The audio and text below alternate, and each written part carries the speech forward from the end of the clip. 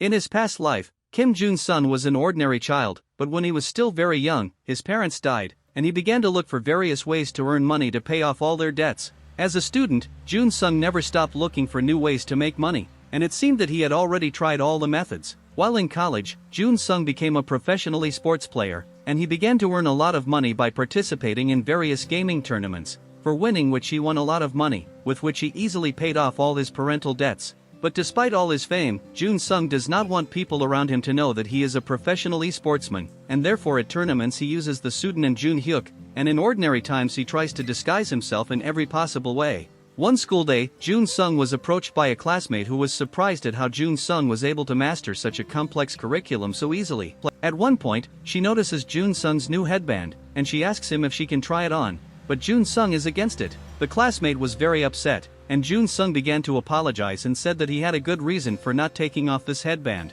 Before Jun-sung could finish speaking, another classmate took and removed his headband without permission. After removing the headband, the girls noticed that Jun-sung looked very much like esportsman Jun-hyuk. Other classmates said that their quiet and inconspicuous classmate Jun-sung could not be a professional esports player, but there were those who found some similarities. Then one of the classmates suggests that Jun-sung wore her glasses, which were similar to the ones that Jun-hyuk wears, and at that moment Jun-sung realized that he had screwed up big time. When Jun-sung put on his glasses, all his classmates realized that their calm classmate was the same Jun-hyuk.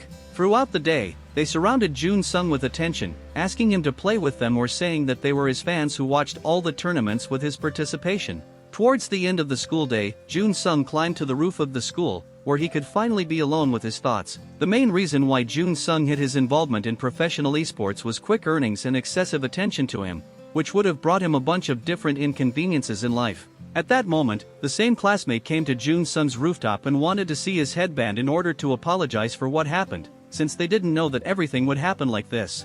Jun-sung said that everything that happened was not her fault and that she had nothing to apologize for. On the same day, Jun-sung was hit by a truck on his way home, and Jun-sung did not think that his difficult life would end so easily. At the moment of the collision, Jun-sung only wished that in his next life he would be rich and live without any problems. Then Jun-sung was reborn in another world in the body of a newborn child, whom his mother called with a new name L. At the age of 4, L learned from books that this world had about the same feudal system as in the Middle Ages. The new mother Ella was a third-class magician in this world, who lost her husband very early, and besides Ella she had no more relatives and friends. El also wanted to master various magical skills to please his mother, and he trained hard every day since childhood. One evening, Ella's mother, tired but cheerful, returns home and calls him Ellie. El has repeatedly asked his mother not to call him that, otherwise he will stop talking to her. Mom Ella was very upset by what she heard, calling him heartless for yelling at her like that. El started trying to apologize to his mother and said that she could call him Ellie if only she would stop crying. Mom Ella immediately calmed down and began hugging her son, calling him sweet and kind,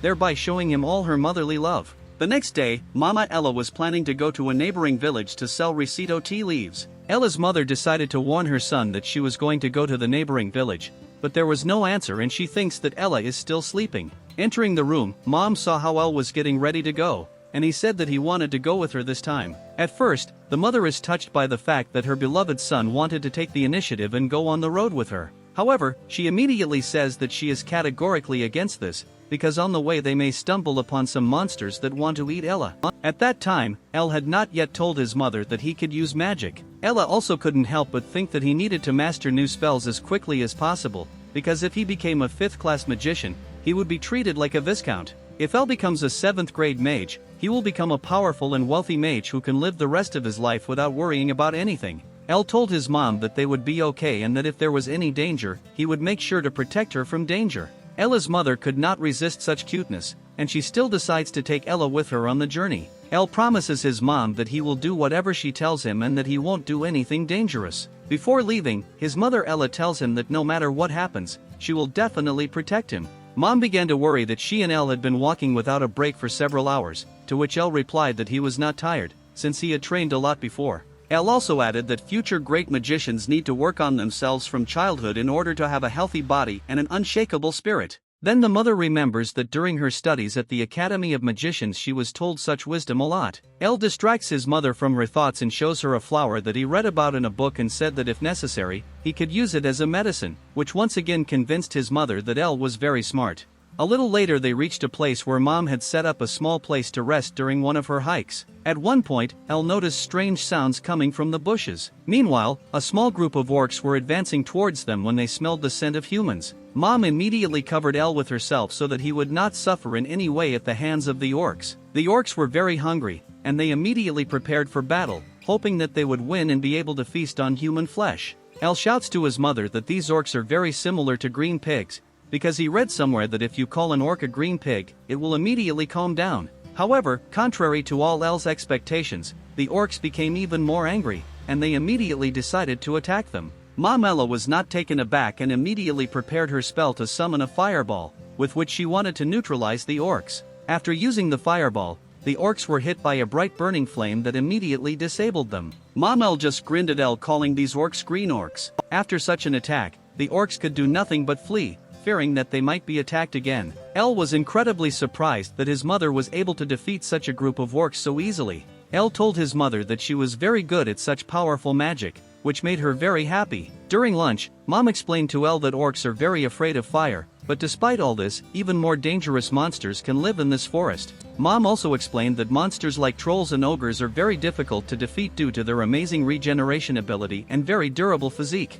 Elle thought that if they could defeat at least one such monster, then they could make a lot of money, since troll blood is often used in alchemy, and ogre skin is very difficult to get. Mom tells Elle that their journey to Banzark village will take approximately 3 days, and Elle says that he can endure such a long journey. After 3 days of continuous travel, Elle and her mother finally reached the village of Banzark. Elle looked at Banzark and never ceased to be amazed at the beauty he saw. Once in Banzarka itself, Ella was haunted by the thought that for the first time in his life he felt as if he was in another world. After Elle and her mother got to Banzark, they headed to one of the local shops. Once inside, they were greeted by Mr. Dibble, the owner of this store. The first thing Mr. Dibble noticed was that this time Mom Ella did not come alone. Then Mom introduced Ella to Mr. Dibble, calling him the most reliable companion, and also calling him a smart and sweet boy. Then Mr. greeted Elle and noticed his unusual eye color, which was not at all similar to the eye color of his peers. Mr. Dibble apologized to Ella's mother and said that she truly had an amazing son.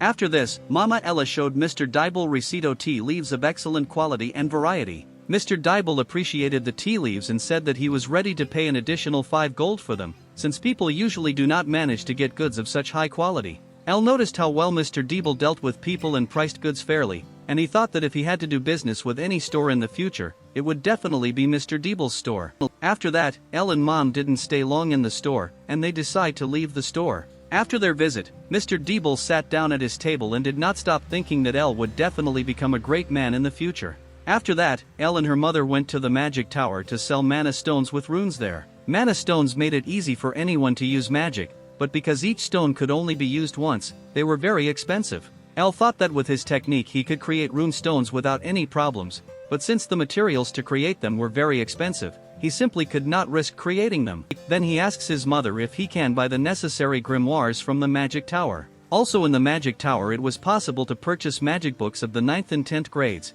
which will help to achieve the corresponding class of magic. At the moment, the best magician on the continent was able to reach the 9th level of magic, but until now no one could surpass him in terms of magic skills. Ella was struck by the fact that among all the classes there was also a 10th class of magic, which changed his plans for mastering magic a little. Elle immediately asks her mother to buy him 8th and 9th grade grimoires, and such a desire made her very happy. Once in the magic tower, they were greeted by the vice master of the magic academy. Mom Ella showed the vice master her mana stones, which seemed very good to him. The vice master wanted to know who this boy was and began to squeeze Elle's face, which Elle himself did not really like. After this, the vice master introduced Ella's mother to his son Gedrick, who possessed first-class magic. Then the vice master told his son to show the guests how he could summon an energy ball. Then the boy, with great effort, was still able to summon a small energy ball. Mom Ella was surprised by the skills of the vice master's son, and she couldn't wait to find out how powerful a magician he could become. The vice master grabbed Elle's mother by the hands and promised her that if she was with him, Elle would be as skilled in magic as Gedrick.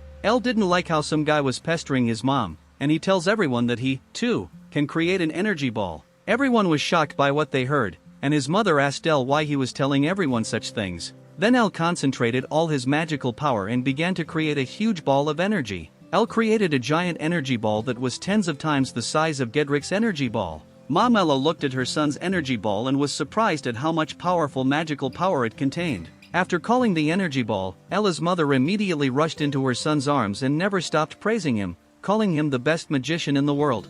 After that, the master burst into the room, who wanted to find out who could demonstrate such magic. The master began to look for the person who created such a large energy ball, hoping to find a 7th-class magician. After that, he saw Elle in front of him and said that he had never seen such an unusual swindler, since, according to the master, Elle's eyes did not correspond to his real age. Elle did not fully understand the master's words, and he explained that sages like the master can find out everything about a person, and for this he just needs to look into his eyes. A couple of minutes later, Elle and the master went to the library of the magic tower, where the master wanted to talk to Elle alone. The master told Elle that his magic was at the 1st level, but his mana was enormous, and he was surprised at how Elle was able to develop his mana so much in such a short time. The master also told Elle that in terms of combat skills, a 7th level mage is comparable to a sword master, but due to the limited mana on the battlefield, mages have a higher chance of dying in battle than experienced knights, and he wanted to find out from Elle how he managed to increase it so much your mana.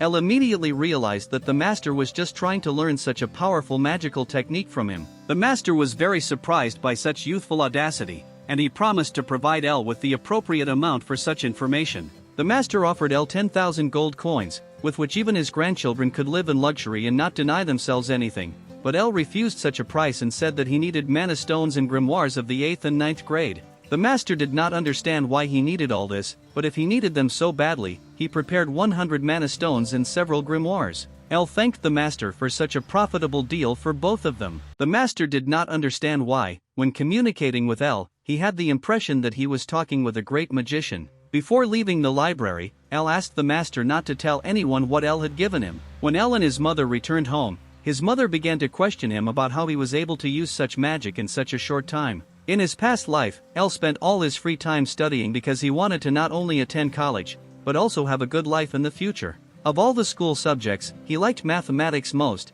and he received incredible pleasure after solving any difficult problem. Once in this world, Elle noticed that the magic formulas here are a little more complicated than the mathematical ones, and it was thanks to the fact that he remembered these mathematical formulas from his past life that he was able to reduce the time of using magic to a noticeable minimum.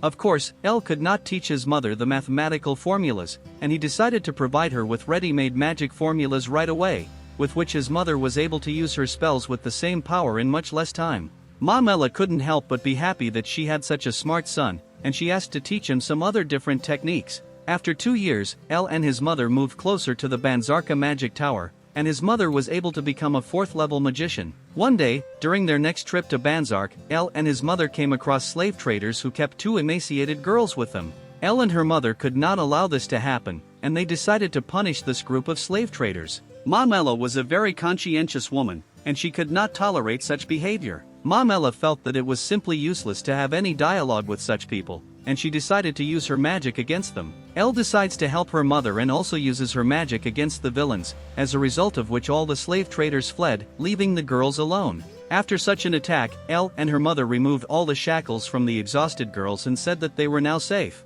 Mama Ella learned from the girls that they wanted to find their families, but when they said they had nowhere to return, she allowed them to live with her and Ella. Many years passed, Elle was already 12 years old, and he and his mother and these girls lived together in peace and harmony. On one of these days, Serena, one of those girls, decided to wake up Ella using the wind magic she had mastered. Ella woke up and was surprised at how Serena was able to improve her magical skills in such a short time. Serena said that at first it was difficult to master any magic, but each time she found it more and more fun and interesting to learn new spells, and over time, learning magic ceased to be a tedious task for her. When Elle went down to the 1st floor, he noticed that Kana, the second girl, was not at home. Serena said that Kana has been going out more and more lately to practice her sword skills. At the same moment, Kana returned back to the house and greeted Ella and Serena. Elle greeted Kana and praised her, telling her that her skills were getting better every day. Kana said that every time she swings her sword, she feels like she is getting stronger each time. At first, Kana wanted to demonstrate her skills to Elle and Serena,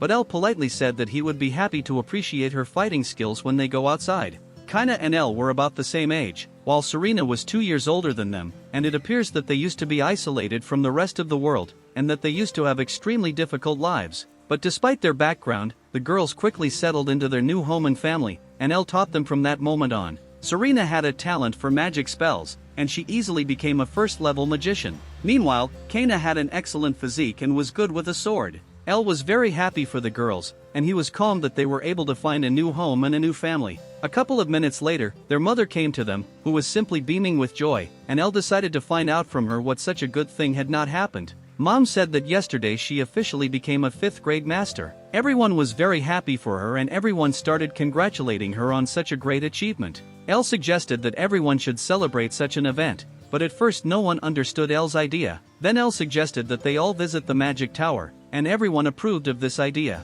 When they were all inside the tower, the master saw Elle and was surprised at how much he had grown since their last meeting. Elle was also happy to see the master and congratulated him on his recent victory in the battle against the swordmaster, telling him that the master was getting stronger. The master said that this was all only thanks to the technique that Elle once revealed to him. After that, everyone sat down at the table to find out why Elle wanted to visit the magic tower. Then Elle took out his bag from his bosom and poured a handful of magic stones onto the table. The master was surprised that Elle was able to create such an item, as it was one of the most difficult items that Elle was able to make on his own. Such magic stones were much more valuable than mana stones, which could only be used once every few years, while magic stones could be used up to 10 times, and their recovery time took only 3 days.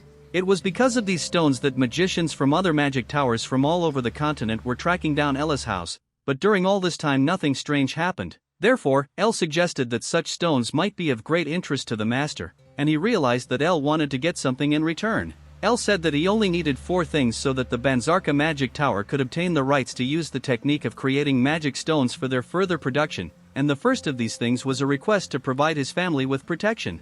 Ella's second request was to be able to receive some books of witchcraft and books on swordsmanship so that the girls could further develop their skills. Ella's third request was to rent a nice hotel for his mother, who had recently been able to become a 5th-level mage, and he wanted to organize a luxurious vacation for her in honor of this. Mom Ella could not contain her emotions and began to hug her son tightly for the fact that he was trying so hard to do for her. Ella's last request was to get books on creating golems. The master was surprised by Elle's last request, since even with all the necessary instructions, Elle would not be able to create a golem. In response, Elle said that he was simply interested in learning how golems could be created, but it was with the help of golems that Elle intended to achieve his goal. For years past, the life of Ella and his family prospered and they lived in abundance. One night, a couple of bandits were going to capture the creator of magic stones and bring him to their boss. The bandits were ordered to get into the house, find the creator of the magic stones and bring him back safe and sound, which initially seemed to them a very difficult task.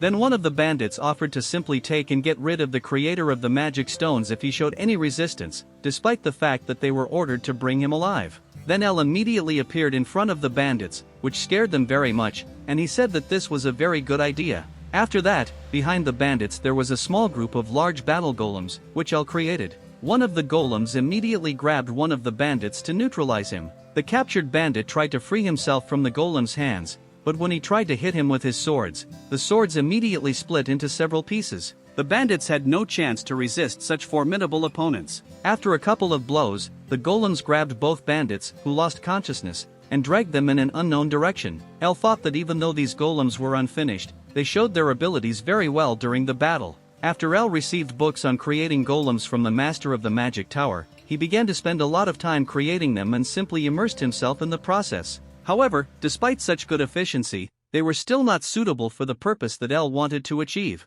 After this, Elle decides to clean up the traces of the bandits' blood that they left behind the golems, so that Mom and the girls won't see these traces. The next morning, Serena woke up earlier as usual and already started preparing breakfast for everyone. Elle greeted Serena and acted as if nothing strange had happened yesterday. A little later, Kana came home, again practicing her fighting skills. Kana invited Elle to show her new fighting techniques, which she learned on the street during training, but Elle said that he would definitely look at her techniques later. Elle was glad that everything is happening as usual today, after which she decides to ask the girls where Mom is now. Meanwhile, their mother was training to use her magical skills, but this time she had some difficulties. This time, her magic was suddenly out of control, and she was afraid that a little more and her magic would become completely uncontrollable. After that, her magical fireball disappeared, causing her to fall to her knees from exhaustion. At that moment, Elle and the girls found their mother and asked her to come home, have breakfast and at least take a little break from training. Elle told his mother that she should not overexert herself during training,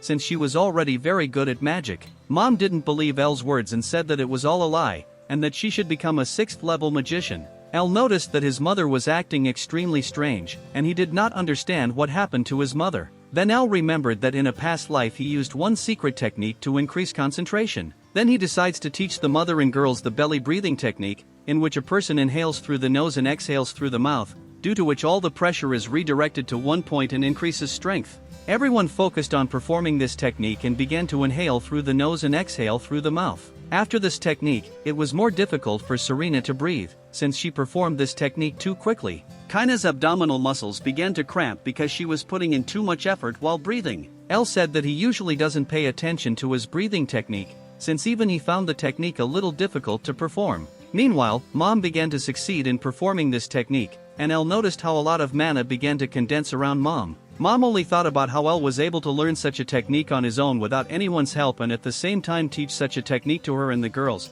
and that she must become stronger in order for them all to live happily. Mom could not stop feeling how her energy continued to grow and how her body and spirit were becoming stronger. After Mom concentrated, she created a huge fireball that she was able to control with ease. From a huge fireball, Mom was able to create a beautiful fiery horse, which greatly surprised Ed and the girls. The boys immediately began congratulating their mother on how easily she was able to perform such a technique, and they also continued to feel all the magical power emanating from her. Mom began to thank Elle for teaching her such a technique, because now she will definitely be able to become a 6th level magician. Elle was glad that his mother had a smile on her face again and that everything was working out for her again. A little later, everyone returned home to discuss over lunch how Mom was one step closer to the new class. But despite this, my mother was worried that lately Elle had increasingly begun to retire to the workshop, which is why they began to communicate with each other less and less. At this point, Elle returned to the workshop right after lunch, where he was discussing how difficult it still was to create the most powerful golem on the continent.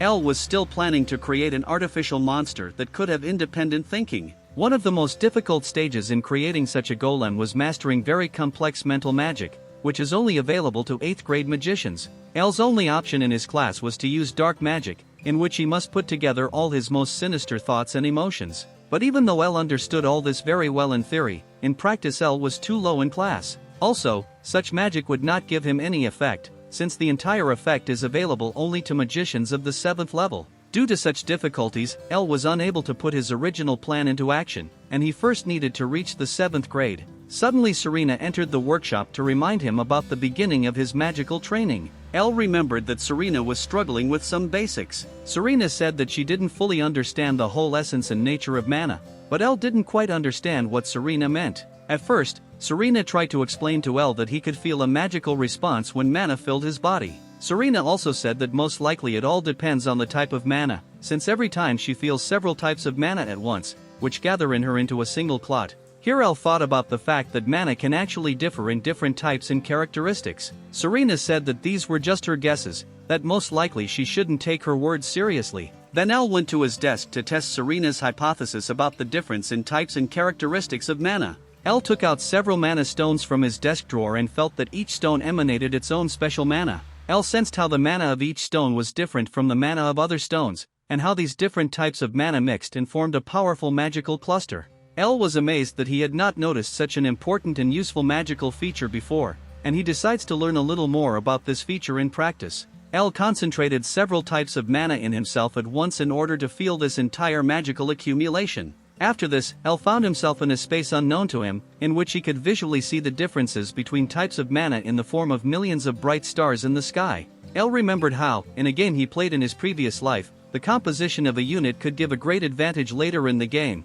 and he assumed that various combinations could greatly enhance his magical skills. After this, Elle decides to try to combine all the types of mana that came from the mana stones. Elle was going to create a completely new magical power that Serena told him about. At first, Ella found it extremely difficult to contain and try to control such outgoing force, even using her special breathing technique. But despite all these difficulties, Elle hoped that if he succeeded, it would be much easier to get the 7th grade. After combining so many types of mana, Elle mentally found himself in a kind of sanctuary, in which, from even more types of mana, there were even more stars. In this sanctuary, Elle saw the bright silhouette of a bird, the light from which was many times brighter than from any star in this space, and Elle followed this bird. When Elle woke up, Serena was in front of him, who began to worry about him and tried to wake up Elle. Serena told Elle that a powerful whirlwind appeared around him, causing him to lose consciousness and fall to the floor. By this point, Serena was starting to worry as Elle stopped responding to her excited cries. When Elle fully regained consciousness, he noticed that his class had increased. Elle was very grateful to Serena for telling him that several types of mana could exist in this world.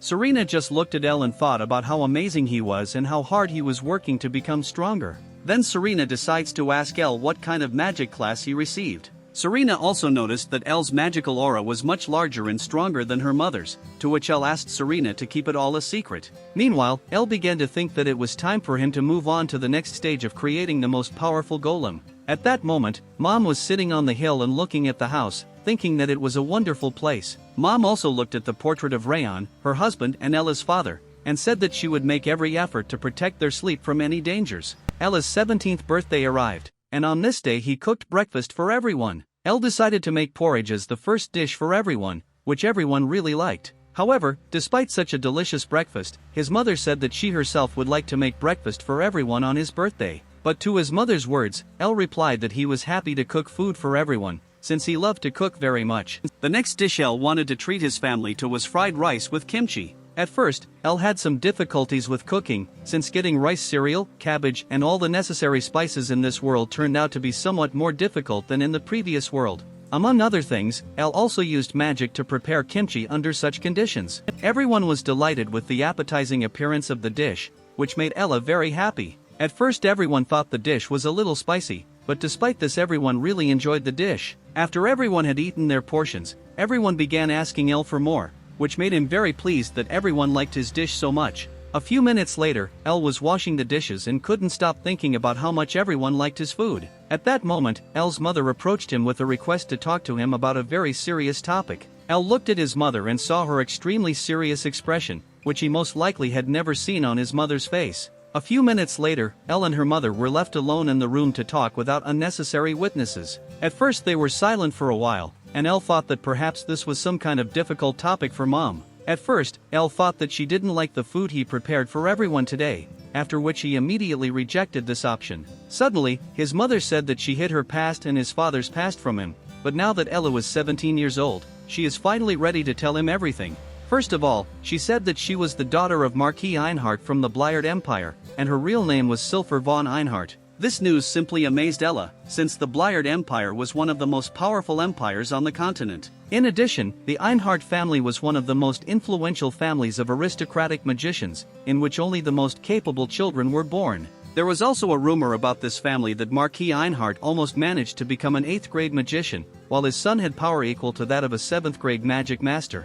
Ella was also interested in the origin of her mother's pendant, which only 7th grade magicians can create. Elle also remembered that in their library there are books that are extremely difficult for ordinary people to get, and only very rich and influential people can have such books. Mom continued the story and said that her mother died 4 days after she was born, and therefore she was raised by a very strict father and older brother. When she was 7 years old, her father betrothed her to the prince of the Bliard Empire. However, she did not want this at all, and she wanted to live freely and live the way she wanted it. Years later, she met Rayon Luvius, Elle's real father, and she immediately fell in love with him at first sight. Despite the fact that he had neither any special skills, nor attractive appearance, nor any wealth, he was the only one with whom she could calmly dream of freedom. Her father originally planned to marry her to a prince when she turned 17, but even before that, she ran away from home with Rayon. Even though they were pursued by her father's guards, she was truly happy with Rayon. But their shared happiness did not last long, and less than a year later they were caught by the Einhart family's guards so that her father could personally separate them.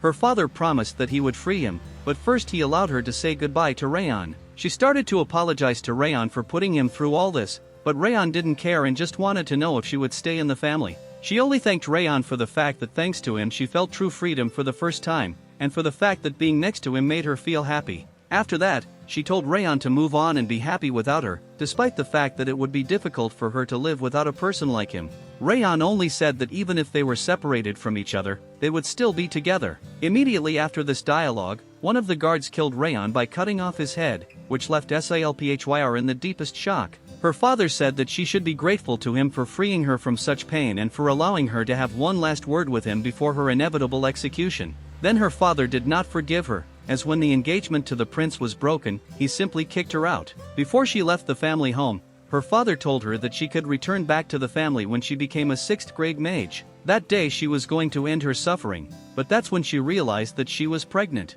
At that moment she was the happiest girl in the world, and she wanted to do everything to make her unborn child happy. She wanted to give Ella everything that she was not given in her childhood, happiness and freedom, and only for this she lived. After Mom told Ella everything, she said that she was going to return to her previous surname. Now that she has reached 6th grade, she can finally return back to her family, where she is sure to be accepted. She said that everything there is much better than here, and that there she can give him something more suitable so that Elle can continue to learn magic, and she invites Elle to return there together. Elle didn't understand why his mother so wanted to return to these terrible people who kicked her out and left her alone in such a difficult moment. The treatment of aristocrats was fundamentally different in the Bliard Empire than in the empire in which they lived, since families such as the Einhard family were in the same social position as the imperial family. Mom said that she wanted Elle to continue his training in magic in a more favorable environment that the Einhard family could provide him, and she asked Elle to think about it. Elle said that he would definitely think about such an offer later,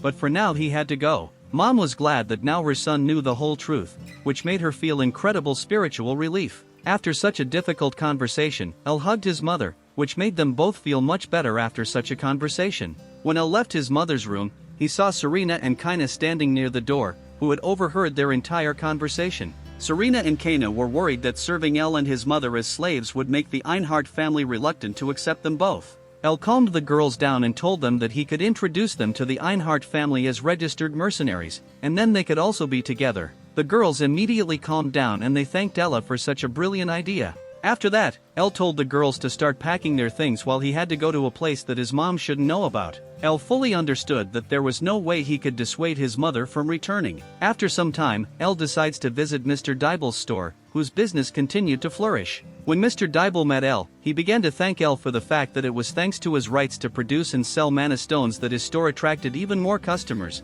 which led to good economic growth for his store.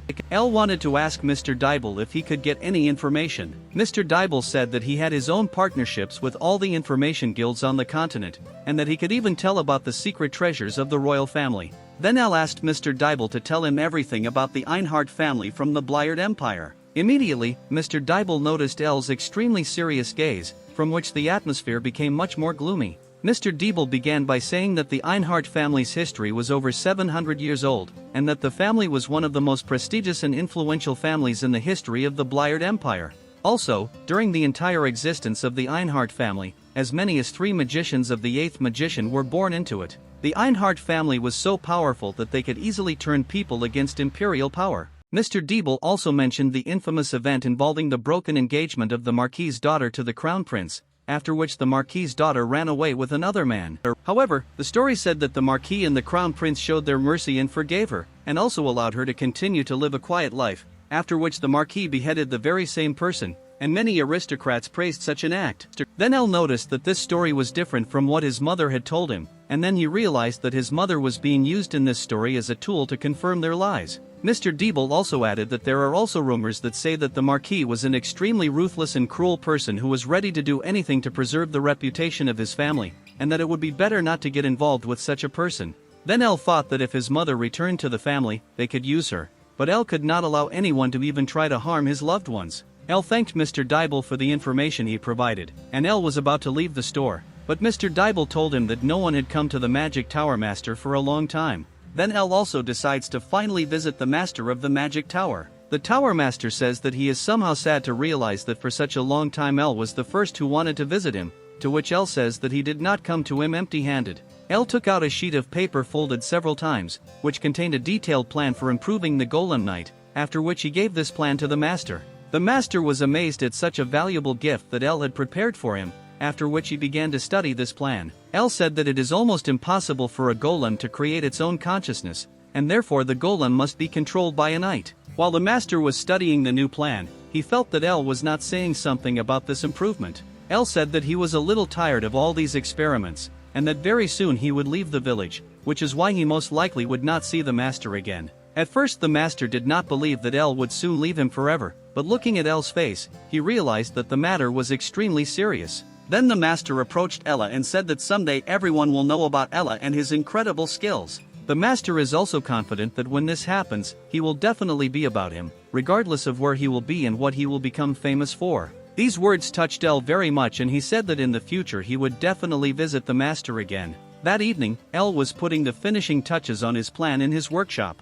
L then used some mana stones again to create a new kind of mana to summon his war golem. After the spell, his powerful golem knight in golden armor appeared from the portal, which was many times larger than Ella himself. After the summoning, L ordered the golem to awaken in order to briefly test its functioning and performance. After the awakening command, the golem awoke and greeted its creator. Even though the golem was reacting correctly now, L thought that his golem still had some flaws, one of which was that the ego was not the best one to revive it. After this, L told the golem that after some time he had completed one task for L, but until that moment he should remain in the dimensional pocket from which L summoned the golem. The golem said that he would wait for his moment, after which he returned to the portal from which he came. L hoped that he would not have to witness the full power of his golem, after which he thinks that it is time to go. Meanwhile, at the Einhard estate, the Marquis and his son were playing chess, and the son said that he had completed the investigation into the sale of magic stones, and that he had found the source of these stones. The Marquis was simply happy with this news, since he had been trying for a long time to get on the trail of the one who creates these magic stones,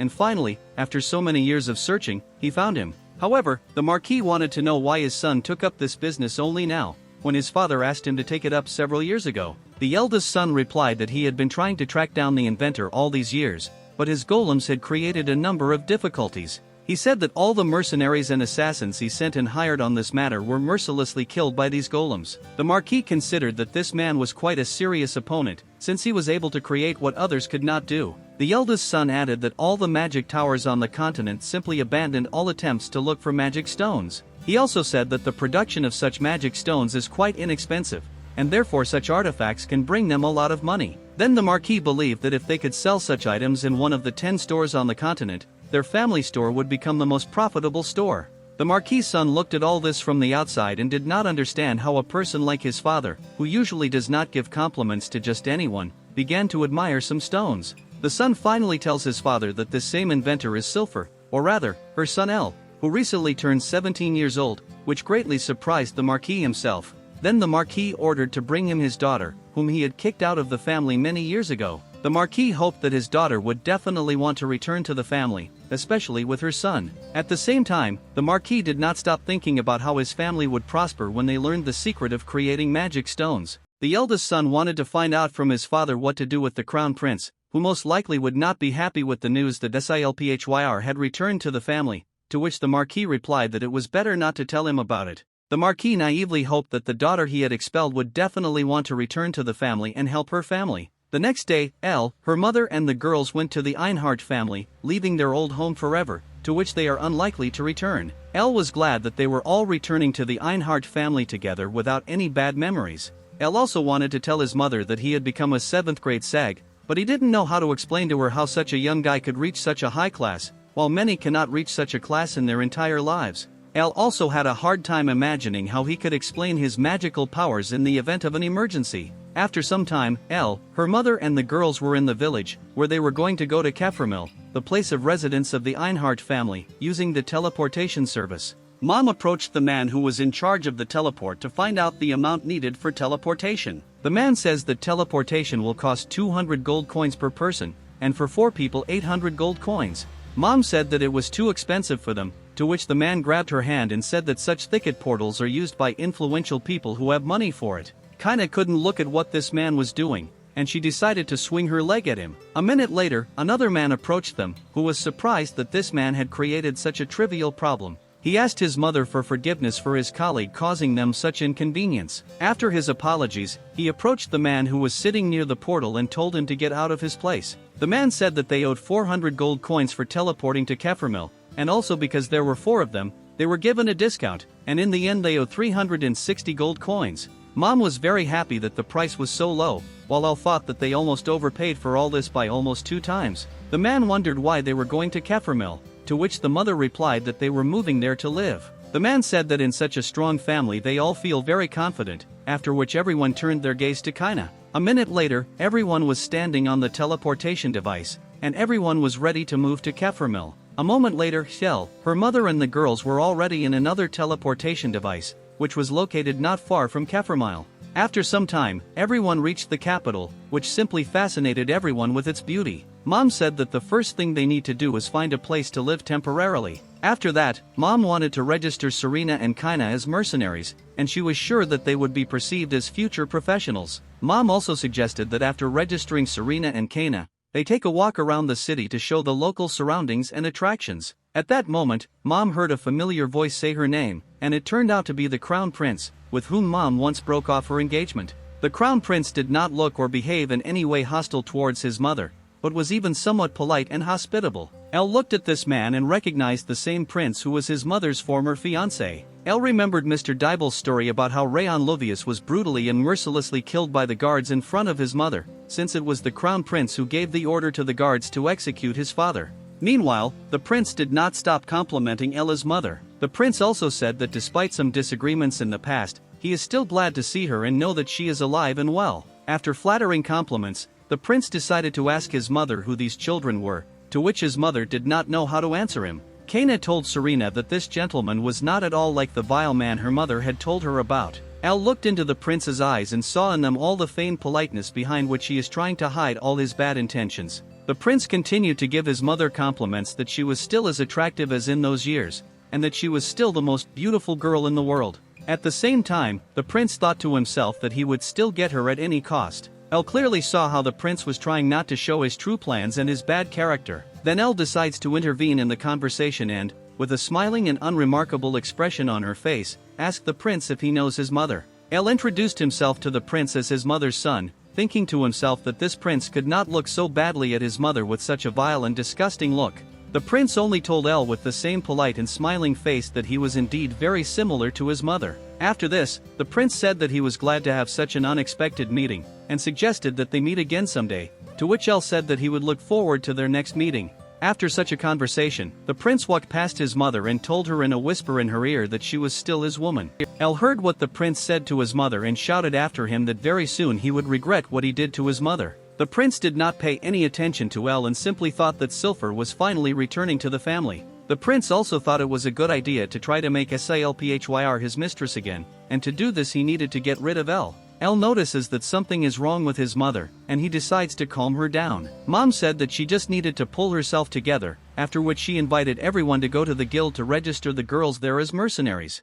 After some time, Mom, Elle and the girls arrived at the guild and were about to start the exam. The man explained to them that after the exam, the girls will receive a mercenary rank from rank F to rank B, which depends on how well they perform against the guildmaster. Later, the head of the guild himself appeared, who was surprised that he would conduct an exam with the girls. Then the head of the guild proposes to conduct the exam against Serena and Kaina at the same time. The guild leader told the girls that he would not hurt them, naively assuming that they would not be able to defeat him. The girls were somewhat surprised by such naivety of the head of the guild, and together they decide not to feel sorry for him during the exam. A couple of minutes later, the girls and the head of the guild were in the arena for the exam. The guild leader told the girls to give it their all, and then the girls prepared to attack. Kaina took out her sword and prepared to use a fire sword attack to hit the guild master as hard as possible. After such an attack, Serena prepared to use the combat spell Wind Sword to knock out the last strength from the coach. At first they began to worry that they had slightly gone too far with their real capabilities, and that they could seriously injure the head of the guild. However, the exhausted guild leader was able to find the strength to regain consciousness and informed the girls that they were both receiving rank B. Elle was incredibly glad that the girls were so easily able to achieve the highest rank of mercenary. The girls were also happy about this news, and they wanted to find out from their mother whether this would be enough for them to protect her. Meanwhile, Mom was a little distracted and with a sad expression on her face, she was thinking about something of her own. After that, the mother turned her attention to the girls and also congratulated them on successfully passing the exam. Elle, of course, noticed that something was wrong with his mother, which made him also begin to worry a lot about her. That evening, my mother sat in the hotel and couldn't stop thinking that the prince had not changed in any way over all these years. She was afraid that this prince would make every effort to make him his mistress, after which he would definitely want to do to Elle the same thing that he once did to Rayon. She couldn't let anyone harm her son and she was willing to do anything for him. She just wanted to quietly and peacefully return to her family, but after meeting the prince, she realized that now it would be much more difficult, and she began to think that the Einhart family should side with Elle and protect him. Meanwhile, Elle and the girls had just returned to their mother's room. When Elle entered the room, his mother immediately suggested that he give the Einhart family his secret of creating magic stones. Mom also said that at the moment the entire continent is obsessed with the idea of creating magic stones, and if Elle teaches the Einhart family to create magic stones on their own, then they will definitely accept and protect Elle. Elle told his mother that they shouldn't do this, since he was able to independently protect both himself and his mother and the girls. Serena and Kana said that they are also able to protect each other from any danger. After all that had been said, Elle and the girls invited their mother to have a little drink with them. The girls also brought food along with the drinks, since they still hadn't eaten anything today. Mom felt a little better at heart, and she decided to have a little snack and drink with everyone. Elle thought that in his previous life he could not help his late parents with their debts. However, in this life, Elle had all the necessary knowledge and skills to help his mother and girls, and he promised himself that he would give his mother and girls what his parents could not give him in his previous life. The next day, Elle, her mother and the girls were supposed to be heading to the Einhart family estate, and he hoped that everything would go there without any incident. A couple of hours later, Elle, her mother and the girls were already standing near the gates of the Einhart estate. Elle and the girls were amazed at the size of the estate, which was even larger than the village of Banzark. First, my mother looked at the estate and realized that it had not changed in any way since the moment she was kicked out of the family, after which she approached the guard and demanded to let them in. At first the guard did not want to let them in, but she said that Silver Einhart wanted to return home after 17 years in exile. Then the guard apologized and ran to the estate to inform the Marquis about the arrival of his daughter. While Mom was waiting, she remembered that there was a rumor across the continent that after the Marquis drove away his daughter, the power of the Einhart family began to decrease, and her father fell into such depression that he did not eat or drink for a whole month. She also didn't understand what her father meant when, after Rayon's execution, her father told her that she should be grateful to him. Elle again noticed that Mom was again thinking about something bad, and he put his hand on her shoulder, letting her know that everything would be fine. In the distance, my mother noticed her father, Marquis, and her older brother, who were heading in their direction. The Marquis immediately grabbed onto his daughter and began to apologize to her for what he had done. Elle looked at it from the outside and didn't understand how a man like the Marquis, who spent his entire life striving for glory for his family, would so sincerely apologize to the daughter he banished, and apparently he had some good reason for this. A little later, the Marquis notices his daughter Ella and asks her who this young man is. Mom told Marquis that this boy was her son, and at the same time his grandson, after which Elle himself introduced himself to his grandfather. At first glance, the Marquis seemed to be a very friendly and benevolent person, but Elle saw how the Marquis began to inspect his magical energy. The Marquis was very surprised that such a young boy was already in 5th grade. The Marquis continued to examine Elle's mana, and Elle couldn't stop thinking about how he couldn't let the Marquis find out that he was actually in the 7th grade. At one point, Silver's elder brother suggested continuing such a pleasant conversation inside the estate, and the Marquis supported this idea, after which everyone headed to the estate. A few minutes later, Elle, his mom, her older brother, and Marquis were sitting at the dinner table having a family conversation while Serena and Kaina were sent to rest. The Marquis decided to immediately ask his daughter if she was the creator of magic stones. At the same time, the Marquis thought that when they learn how to create magic stones, their fortune will double, which will make their influence even greater, and then the Einhart family will become the most powerful on the continent. Elle looked at the Marquis and saw all this greed in his eyes, suspecting something was wrong. The Marquis told Salphyr that now that she has returned to the family, she must contribute to this family, as it is her duty. Salphyr said that first her father must recognize Ella as a new member of the Einhart family. Salphyr said that it was her son who developed a new way to create magic stones, and that she had nothing to do with the creation of magic stones. She also pointed out to her father that when he looked at Elle, he saw him as a 5th grade master, from which Elle concluded that she also noticed how her father looked at him. Salphyr also added that despite the fact that there were 3 8th grade mages in the Einhart family, no one in the entire history of the family could achieve the same results that Elle could achieve at his age, and that soon he would become so strong that he could amaze the entire empire with your skills. Salphyr also said that with Ella's genius, the Einhart family could become not just the most powerful family in the Bliard Empire, but even the most powerful family on the entire continent. Salphyr then asked her father if he was ready to accept her son as a new member of the Einhart family, to which Marquis replied that it was too big a decision to make right now. Salphyr interrupted her father and said that she came here specifically to make him one of them, and that they must make a decision right now, which surprised her father.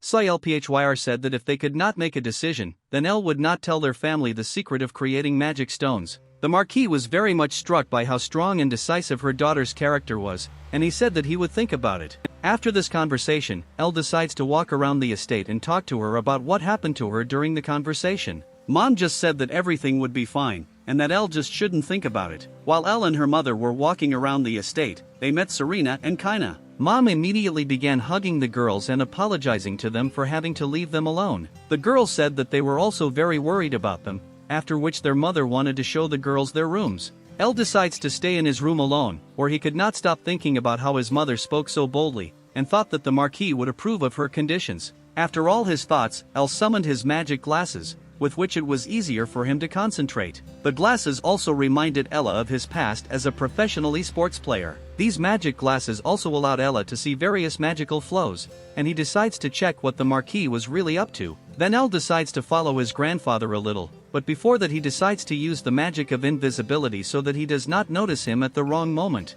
In a matter of seconds, Elle was already near the Marquis' room, from which he could learn all the details of his true plans. The Marquis told his eldest son that Ella had enough skills and abilities to become a new member of their family. However, the fact that Elle was in 5th grade at age 17 did not change the fact that he grew up in another country and therefore would be a stranger to their family, but also the Marquis was worried that he had come here to avenge his father and for Silver. The elder brother reminded his father that Silver was a 6th grade master, and this could become a problem for them. The Marquis reminded his son that there were about 20 magicians in their estate who were better than her and who could intervene if necessary. The Marquis also said that the Crown Prince sent him a reply letter in which he said that if the Marquis agreed, he would accept Silphyr as a concubine. However, the eldest son was worried that if something didn't go according to plan, she would find out that their family was kidnapping talented magicians and brainwashing them, in order to later make them part of their association, which the Einhart family was using for personal gain. The Marquis immediately interrupted his son and told him to shut up, since someone would be able to hear their conversation even under the magic of silence. While Elle was eavesdropping on the entire conversation, he noticed that in this room there are several special devices that even 6th grade magicians cannot turn off. Then Elle thought that if someone found out about their plan and about the kidnapping of talented magicians, it would become the biggest scandal in the entire history of the Blyard Empire. The eldest son said that he would no longer talk to the Marquis on this topic, to which the Marquis said not to worry about the prince. The prince was also involved in this whole matter, and he would not do anything that could potentially harm him. After that, he hands one throwing knife to his eldest son and asks him what he would do in his place. The eldest son realized that this was a test, and extremely unpleasant consequences would await him if he did not correct his mistake. Then he takes the knife and tells his father that first he will answer the prince that he is satisfied with such an offer, after which he would capture Elle and hold him hostage until Silphyr reveals to them the secret of creating magic stones. He also added that when he learns the secret of creating magic stones, he will send Silphyr to the prince and, if necessary, he is ready to use force and seal Silphyr's magical abilities. He also added that he would brainwash Elo and make him a magician who would serve their family, which Elo himself did not like very much. The Marquis was pleased with his eldest son's plan and said that he would now be the chief successor. Ella couldn't help but think about the heartlessness of this family and the fact that he could have refused his mother's offer to go here from the very beginning. He wondered why he couldn't stop or discourage his mother's proposal to visit such a place. Instead, Al realized that he was intoxicated by his superiority over others and thought that he wanted to make everyone happy, no matter the circumstances. Besides, he wanted to respect his mother's decision, and now this was the result of that. Al could live with them trying to use him. He already suspected something along those lines. However, he could not forgive them for wanting to hand over his mother to the prince. El became even angrier, causing him to become somewhat careless. The Marquis realized that someone in the room was under an invisibility spell. Surprised, he wondered if this man had been there all along, and was surprised that he had not noticed or recognized him, and wondered out loud who was hiding in the room. Al then extended his hand and prepared a spell. The Marquis and his son noticed the surge of magic, but they had no time to react, because Al had already finished using his modified Endless Flame Seed spell and released it. Al revealed himself, which visibly surprised Marquis and his son, who wondered if he had overheard their entire conversation, as the spell had a slight delay and exploded after a few seconds. The Marquis looked shocked as he realized what was about to happen. There was a powerful explosion and a large fireball shot through the roof of the estate into the sky. Immediately after the first explosion there was another, equally large, tearing everything apart. The earth was completely scorched by huge explosions, and the air was filled with ash and smoke. However, Marquis and his son did not appear to have any visible direct injuries from the explosion. The Marquis was amazed by the spell I cast. It would have taken any other mage more than half an hour to perform such a spell. Besides, it was a 7th level spell, capable of killing thousands of people at once without much effort.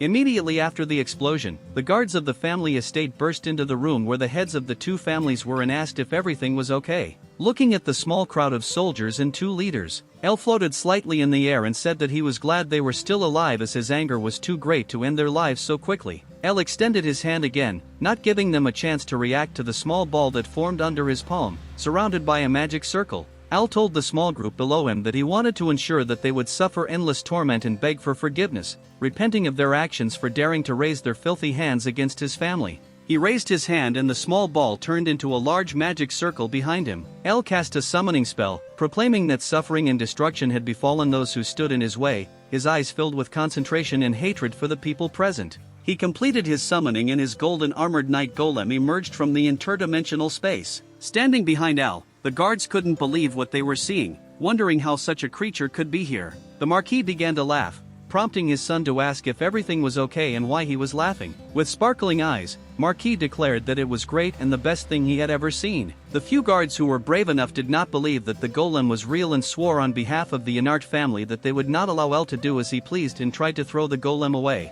They rushed towards El and his golem. A small bright light flashed through the slits in the golem's helmet, signaling that it was fully ready for work. With one quick but incredibly powerful blow, the golem attacked the guards who dared to attack El, and all the guards went into the air. The eldest son could not believe what was unfolding before his eyes, and it seemed that his brain was even smaller than his father's. He looked down at the falling bodies, lying motionless on the ground, having died from the wounds inflicted by the golem's attack. The Marquis angrily declared that it was undoubtedly not a fake and declared that his family could now become the strongest family ever to exist by having such a golem on their side. He pointed his finger at El and ordered the new guards gathered behind him to kill El and force him to reveal the secret of the golems. El's expression remained intimidating, clearly indicating that he had not shown all that he was capable of. Enough money for retirement and why he needs more. The Marquis looked clearly confused, not understanding why El was looking at him like that. Al floated next to his golem, watching the charging guards and the devastated, charred land. Another magic circle hovered in front of his golem, repelling the attacks aimed at it. El began positioning himself behind his golem and channeling more of his mana into it, causing his mana to spread out in waves around him, slightly pushing away whatever was present in the individuals. The guards realized the extreme power of this mana and realized that they could not resist it. Even the eldest son had to somehow defend himself from the mana controlled by El through his golem. The Marquis was also surprised and realized that this mana could not belong to someone who had just mastered the 5th stage of magic. It seemed to be at the level of a sword master, perhaps even stronger. He remembered exploring Manuel during their first meeting in New York, and put a few things together. He realized that El must be the magician who caused the two powerful explosions. He wondered if it was possible that El was truly in the 7th stage of magic. When El realized that Marquis had finally realized how strong he really was, he couldn't help but grin with confidence. The Marquis got angry, put his hands together and also prepared a spell. Soon after, he cast his spell on El, and El looked completely unperturbed and continued to float in the air, undisturbed. Al calmly raised his hand and channeled some mana, and without much effort he created a spell that allowed him to repel the attack. The ground beneath him was burning, and flames were raging on the battlefield. Al was very angry and looked down, and below were grandfather and uncle,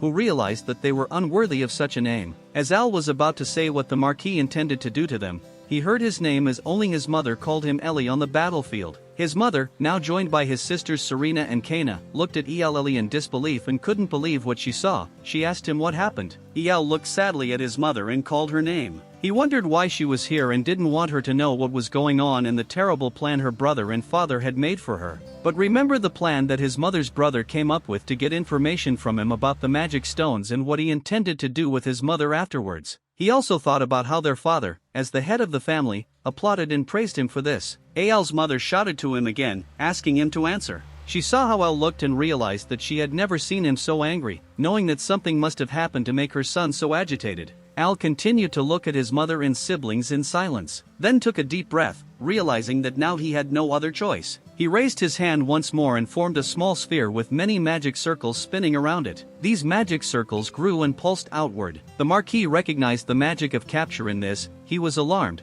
wondering if El had recorded his conversation with his son where they hatched their plan. Panicked, the Marquis quickly turned to his son and ordered him to kill El immediately. explaining that he was the one who had just caused the explosions. Angry as she received no response from her son, Silver asked her father what was going on and why he was ordering Al's death without reason. He told her to shut up. The Marquis found himself in a prediction and it took him time to adapt to the situation and think. Silver told him that El was his grandson, appealing to his kind heart, hoping that he would change his mind about killing him. However, the Marquis seemed unperturbed and ordered his guards and son to hurry. He warned them that El was a high-ranking magician. The guards stood in a large group in front of El again, pointing their swords at him and preparing to fight. El seemed relatively unfazed and simply ordered his golem to defeat the guards without killing them. The golem extended his hand, creating a golden sword and assuring his master that he understood, accepted the command and would carry it out to the best of his ability. His slightly chubby golem's summoned sword glowed as bright as the sun and sparkled like the stars in the night sky.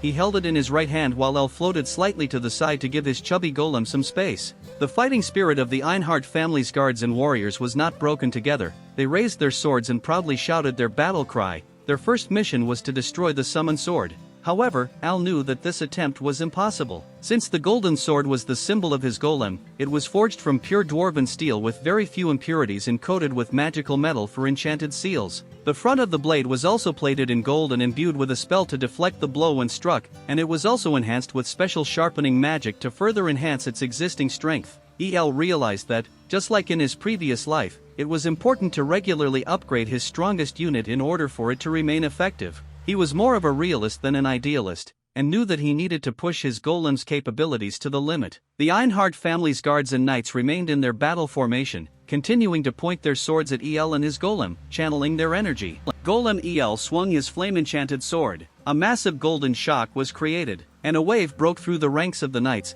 forcing them to defend themselves against the backlash of the swing. Even the Marquis and his son couldn't believe what they were seeing, amazed by the power of the slightly plump golden golem Al. One of the guards warned not to underestimate this, taking up a fighting stance again. The golem struck a golden blow and flew towards the army of guards, splitting the sword in half and disrupting their battle formation. The golden golem continued to grow, and its shadow loomed over the heads of the guards. Seeing the golem up close, they realized its true size and the overwhelming power they were actually facing. However, some guards did not lose hope and urged their comrades to obey their master's orders and not panic or give up. Another guard noticed following his friend. The screen is removed. Screen is removed. The screen is removed. The brave words of their fighter, who managed to ride onto the battlefield inside the house on horseback. His horse was also decorated with light gold armor, and he himself was dressed in typical silver knight armor, decorated with a red cape. Ale realized that this knight must be the leader and captain of the knights. In addition, he realized that this captain must be at the end of the rank of swordmaster. The captain knelt before the Marquis and apologized for being late. However, the Marquis urged him to get to work immediately and defeat El and his golem. The knight captain raised his head and said that he would do it immediately, saluted and lowered his hand, visor of his helmet and introduced himself. He explained that he was the knight captain of Marxia. The Einhart family and drew their sword. He enveloped his sword in a kind of mana, raised it and thereby raised the morale of his subordinate knights and called upon them to now destroy the enemy together. El realized that the situation would become more serious, but he spoke quietly and calmly to his golden golem, asking him to switch to the second level. The golem replied that his seal had been successfully removed and was covered in golden light. At first his arms became a little thinner, followed by a head on his shoulders, and finally, the rest of his body now looked much more flexible, fast and strong, ready to continue protecting El. In addition, since he was now somewhat thinner, he seemed even more intimidating and aggressive. The guards who rebelled against Al and his golem knight were surprised by the sudden transformation. However, Al already knew that this was not all that had changed in his golem, and that real changes were yet to come. Since the sword disappeared during the transformation, Golem had to summon it again, and it reappeared in his hand, shrouded in flames. He grabbed the sword and prepared to fight, taking a fighting position, and the blade of the sword underwent some changes and was filled with much more energy than before. The leader of the knights realized that this must be an aura blade, which was actually much more powerful. El's golem swung his sword to the side and stepped forward without any visible defense, heading towards the army standing in front of him. The captain did the same, waving his sword, and asked if he looked so weak that he could approach without any cover. The screen is removed. The screen is removed. The screen is removed. The screen is removed. Both prepared to strike and clashed their swords at the same time, causing a huge recoil and shaking the ground. The impact of the two swords illuminated the surrounding area, causing everyone involved to shield their eyes from the bright light. Only Elle continued to watch the spectacle in full focus and was still filled with immense hatred for the Marquis and his son. When the bright light of the Battle of Swords dissipated, the captain was left bleeding while Elle's golem stood before him unharmed. The knight captain's bloody blade became stuck in the ground, and he succumbed to his injuries by falling to the floor. He couldn't believe what had just happened and that he had failed. His injuries were so severe that he died at that moment. The guard below him could not understand how their leader was easily destroyed in one blow and lay on the ground, which visibly shook the morale of the army. However, the golem did not stop and immediately launched another attack. He swung his sword, releasing a flaming energy blade, and again attacked the Marquis, his son, and the army behind him. However, the army behind them was still damaged by the attack and the soldiers were sent flying across the battlefield.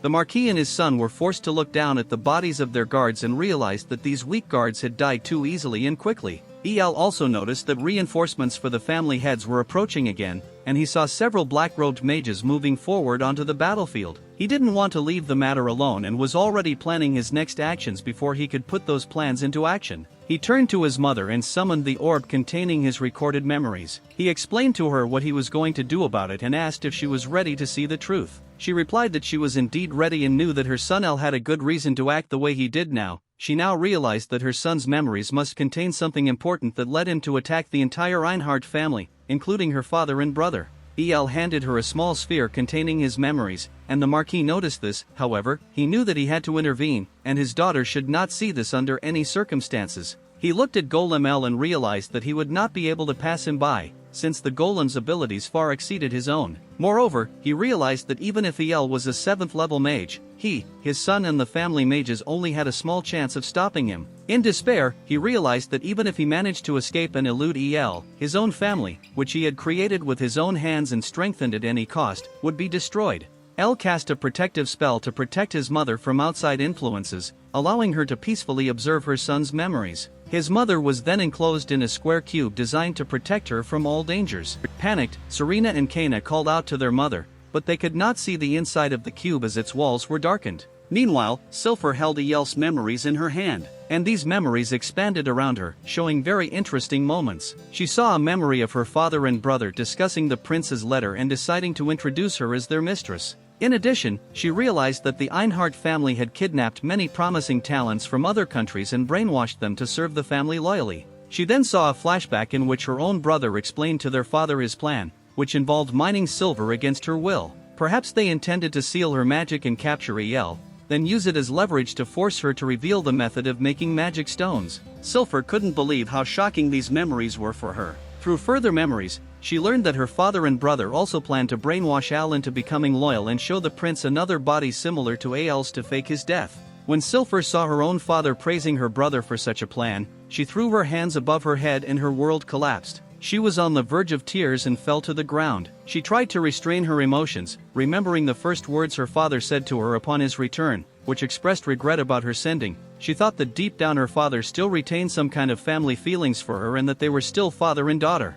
However, Silver could no longer hold back her tears and allowed her emotions to flow freely. She couldn't help but think about how happy she was with her son Al. She should have known better than anyone how terrible this family truly was. Now she blamed herself for bringing her beloved son here. She thought that she should not care how these evil people would use her as they please, but now knowing that they not only wanted to use her, but also planned to brainwash her son El, she couldn't just forgive them. They had already killed her beloved husband. She admitted that she never really hated them for it because she always believed that the prince forced them to do it. However, now she realized that this was not true. These people simply did not know either love or family and acted solely out of selfish interests. Silver bit her lip hard, trying to forget the inner pain, and pulled herself together. She clenched her fists and also realized that to her father, her brother, and the prince, everyone else was nothing more than tools to increase their own power. Silver realized that this was the true nature of these people, which she, unfortunately, had never fully realized before, but now she recognized. As she came to terms with what had happened and mustered her courage, the cube that had imprisoned her for protection began to glow and shatter.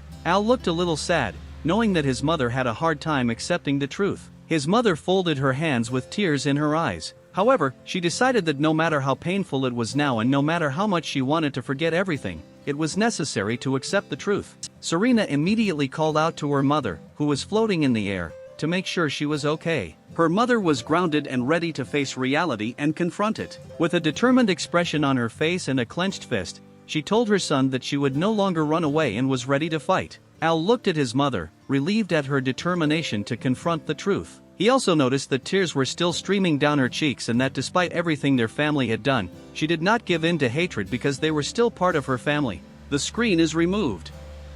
The screen is removed. However, this was not the case with Al, and he looked at the Marquis and his son with all his hatred and anger, while they still stood together on the battlefield, doing nothing to change their situation. Al raised his hand in the air and created another magic circle, which was slightly different from his previous ones. He wanted to show the Marquis the Iron Mace of Justice. A large black phoenix engulfed in black flames appeared in front of the magical red circle. Phoenix immediately began to screech loudly, causing the guards and the rest of the Einhart family army to cover their ears as the sound was too deafening. Even the eldest son had to cover his ears with a shield, and he could not resist EL's magic. The Marquis realized that EL was using sonic force magic to lower the morale of his subjects, and that EL was even capable of crushing his son, who was also at the 7th level of magic, using this magic, despite the fact that his son was at the 5th level. Marquis then looked at EL with his glowing red eyes and used magic that directly entered EL's mind. Al heard a voice in his head praising him, telling him he had done a good job. The Marquis looked at Al hungrily and continued his magic, trying to further manipulate Al with his voice. In addition, he offered a deal. If he switched sides, Marquis could arrange for his family to forget everything that happened that day, they could lead a normal life, and he would guarantee the safety of Al's mother and his 2 sisters. He then asked Al what he thought of the idea. Al was still looking at Marquis, experiencing a strange sensation, when he heard a voice in his head. He wondered if it was a brainwashing spell. Al, floating in the air, could not believe that the evil old man not only wanted to bewitch his father, other magicians and his mother, but was now trying to do it to him. El turned to Marquis and asked him a question. When Marquis looked down at El, he realized that his brainwashing spell had no effect on him and that El was indeed at the 7th level of magic. In response to Al's question about how he could do something so cruel to his family, Marquis was initially stunned and briefly shocked, but then he started laughing. He raised his hands in the air and laughed like an old comic book villain. The Marquis explained to ELLE that many aristocrats sold their children for the sake of their family and that in fact this was normal. El continued to look down at him, realizing that this man was no longer human, but more like a monster. Marquis then asked El where he learned such magic and praised him for reaching level 7 at the age of 17, which was an impressive achievement. El realized that he was actually talking to a monster, only interested in revealing his secrets. The screen is removed. The screen is removed. He sailed a little more over the Marquis and told him that he had learned everything himself and no one else had taught him these skills. The Marquis still did not want to believe him and stated that it was not likely that he had learned the truth from him. In response, Al said that he hates people like Marquis, most people who view their family as tools and treat them as such. Nevertheless, El raised his hand and proposed to the Marquis. Curiously, the Marquis asked what it was. El asked him if he would be allowed to leave with his family and tell the truth about what he did to his son and the prince. El held a small gold coin in his hand and explained that this coin contained his memories, which he captured with his magic. Marquis was shocked, as El knew that this truth would threaten the Einhart family. But he also realized that the fact that the prince was involved in Ing's kidnapping and brainwashing was equally harsh. If it were revealed that the prince was involved in countless battles against the kingdom, various families could fight them, which could lead to the fall of the mighty kingdom of Blard. Al looked at the coin and saw the reflection of the Marquis and his son. He said that they could stop him from spreading this information, and therefore the truth, by fighting against each other without interference from outsiders. The Marquis told his son to get ready, leaving his son somewhat shocked as he turned to his father, not quite understanding what was happening. The Marquis explained to his son that it would be more advantageous for them to attack at the same time, and urged them to do their best. His son had the same crazy smile on his face as his father and he agreed. Al looked at his 2 opponents and knew it was time to get serious. He touched his head with his finger and used some magic. He then prepared to attack, holding the ball in his hand. He told the Marquis and his son that they had greatly underestimated him and angrily directed his magic at them, showing them what despair was. However, the Marquis and his son were able to directly parry El's first attack with a counterspell that looked much darker than the spell I missed. When the 2 spells collided, another powerful explosion occurred. Meanwhile, in another place, a man melted before his king and saluted him. The king told the man that they had probably already heard, but still informed them that there were witnesses reporting the use of 7th level magic. The man with red hair, the Duke of Klin, kneeling before his king, confirmed that he had also heard about it. The king explained that this was a very serious matter, and if a member of the Einhart family was responsible for the 7th level magic that resulted from the explosion, he would hold them personally responsible. The red-haired man asked why he had to intervene at the end, to which his king explained that the Einhart family had become too powerful and this was a good opportunity to weaken them a little again. Duke Klin expected nothing less from his king who ruled over everything. The king told the duke that he would lend him 10 men from his royal knights and 100 men from the central order. Knowing that the duke would lead and deploy them properly, he completely entrusted this mission to the duke. The duke looked up and accepted the task he had received, intending to complete it to the best of his ability. As he was about to leave, he heard a voice. Another person joined the conversation. It was the Prince Alka. The king asked the prince what he wanted. The prince said that he would like to ask a favor and asked if he had heard correctly that the duke was now heading to Marquis Einhart. The duke immediately confirmed this. The prince then asked if he could accompany him, expressing a desire to take the opportunity to reduce the influence and power of the marquis. He looked at the duke and the king with a conflicted expression. The screen is removed. The screen is removed. For his real destination on this journey was Silver. He wanted to make sure he took advantage of this opportunity to win her over. The king asked the prince if he believed he could handle the Einhart family and defeat them. The prince answered the king's question by saying that he thought he could handle it and that it would be a good experience for him. The king gave permission and told the duke and prince to proceed carefully to the Einhart estate. Both understood the order and prepared to leave. Each of them was on their own horses, and the prince told the duke that he was already glad to work with him. The duke replied that now that the prince had joined his mission, he was not sure whether there was anything else for him to do. The prince laughed amiably and agreed with the duke's words. However, Klin was still not sure that the prince was accompanying him, and looked questioningly at him from behind. The prince shouted loudly for everyone to show their enthusiasm, which prompted the knights accompanying the prince and duke to applaud loudly, demonstrating their zeal. They went to the Einhart family estate to investigate and weaken the Marquis's power. Meanwhile, the battle between Marquis and El continued and the earth shook repeatedly. El was still floating in the air, creating a cosmic arm with his magic, ready to attack Marquis. However, the Marquis laughed in the face of the danger posed by the El spell and was surprised at how fast and powerful the El spells were. As El continued his attack on Marquis, the latter couldn't help but think that normally none of his opponents would have had the opportunity to attack him since he would have defeated them the moment they prepared the spell. The eldest son prepared a spell, raising his fingers like in Naruto casting a spell. Runes appeared around him, forming a magical circle of fire magic around his fingers. Soon after he cast a firestorm spell and sent it towards El. Smiling, he was curious to see how El would handle his attack. El prepared to counter the attack and also used magic to create a massive earthen wall to block the fire attack. The screen is removed. The screen is removed. The Marquis, still unaware that he should not engage in battle with El, took the opportunity to use his lightning magic bolt and attack El. However, El effortlessly countered Marquis's magic with a few steps and repelled his attack. Now it was El's turn to strike back. He extended both his hands forward, creating a magic circle around them that formed a sort of magical armor around El's body. The screen is removed. The screen is removed. El controlled the elements of fire, light, wind, water and earth magic around him, similar to the Avatar from Avatar: The Last Airbender. He combined this magic and threw several stones at the Marquis and his son, who could not believe what they saw. But El wanted to show more and went further, using the same technique and launching a second attack directly at Marquis and son, not giving them a chance to resist. The screen is removed. The screen is removed. The eldest son couldn't believe his eyes. He was surprised that El only needed to see his secret technique once and now he could use it even faster than him. He cursed, but still managed to cast a protective spell and shielded himself with 3 magical barriers to counter El's attack. However, the flame was too strong and destroyed every shield. Just before they could reach the Marquis' son, he managed to teleport to safety, evading the flame. The screen is removed. The screen is removed. The eldest son teleported high into the air and then planned to take El by surprise and launch a counterattack. However, Glutton was unable to determine El's position and frantically looked left and right to find his opponent. Suddenly El appeared behind his uncle and told him that he was too slow and would never surprise him like he had just done. He turned around and saw that El realized that he was moving too fast. El extended his hand again, preparing to finish off his uncle. The screen is removed.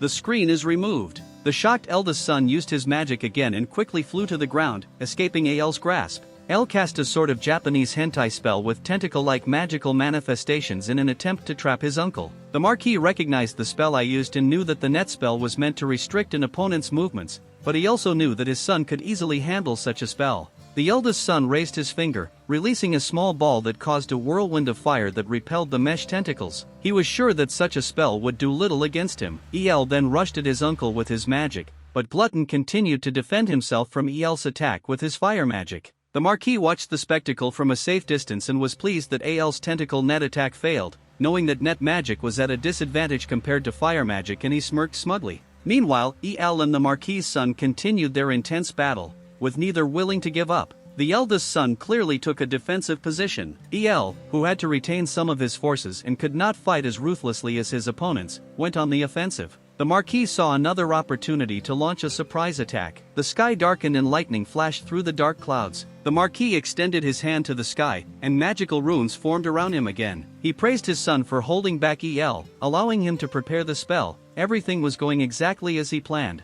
He looked to the sky, confident that the next attack would defeat El when he was ready. The screen is removed.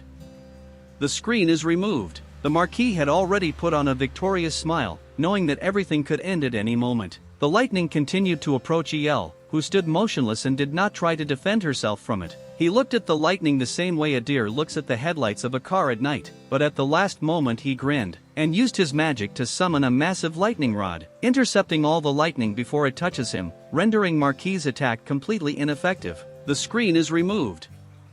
The screen is removed. The Marquis could not believe it and considered it impossible what had just happened before his eyes. El told him that his attack wasn't bad and he really surprised him. Still unable to believe that El successfully defended himself from his thunderclap, Marquis asked what kind of magic this was. El then turned around and with a smile on his face asked him why he had to reveal this to him. He said that it would be stupid to share such important and valuable information with his enemy. This arrogance, the smirk, and the fact that he could not use this power infuriated the Marquis. El looked at his lightning rod with pride, realizing that it was very effective, successfully absorbing all light magic. The screen is removed. The screen is removed. He knew that firebending was usually considered the opposite of waterbending, but as a defensive method, waterbending was not very effective since firebending could boil the water and burn the waterbending user. The screen is removed. The screen is removed. From a young age, El did a lot of research because he was interested in learning about the different types of magic. He discovered that the best way to counter fire magic was with earth magic, and that water magic was best fought with plant magic. Against the wind, magic stone or iron magic will be most effective. It was just what to use against lightning magic that puzzled him, as it was more difficult than other types of magic. He knew that weak lightning magic could be easily stopped by stone or iron magic, but if it was strong lightning magic, simple stones or iron would not be enough. It was then that he remembered his old readings about the lightning rods in his world. This was El's first time trying this type of magic, and for a first attempt the results were impressive. It worked perfectly, neutralizing a level 7 lightning spell. El took the opportunity to look at Marquis' son. He was also surprised that El countered his father's magic with his own unknown magic. For a second, the eldest son forgot that he was in the center of a life and death battle. El took advantage of the moment and shouted to him that this was his end. He again summoned his cosmic hand, which appeared from the portal right in front of his eldest son and delivered a powerful blow, sending him to the ground. The screen is removed. The screen is removed. The screen is removed. The screen is removed. The Marquis looked in shock at his son lying on the ground, and could not fully understand what had just happened. And El said that now it's a one-on-one fight. Al looked at Marquis' son and realized that he would most likely lie in bed for a year and not be able to move. He pointed to Marquis and told him that he would be next. The screen is removed.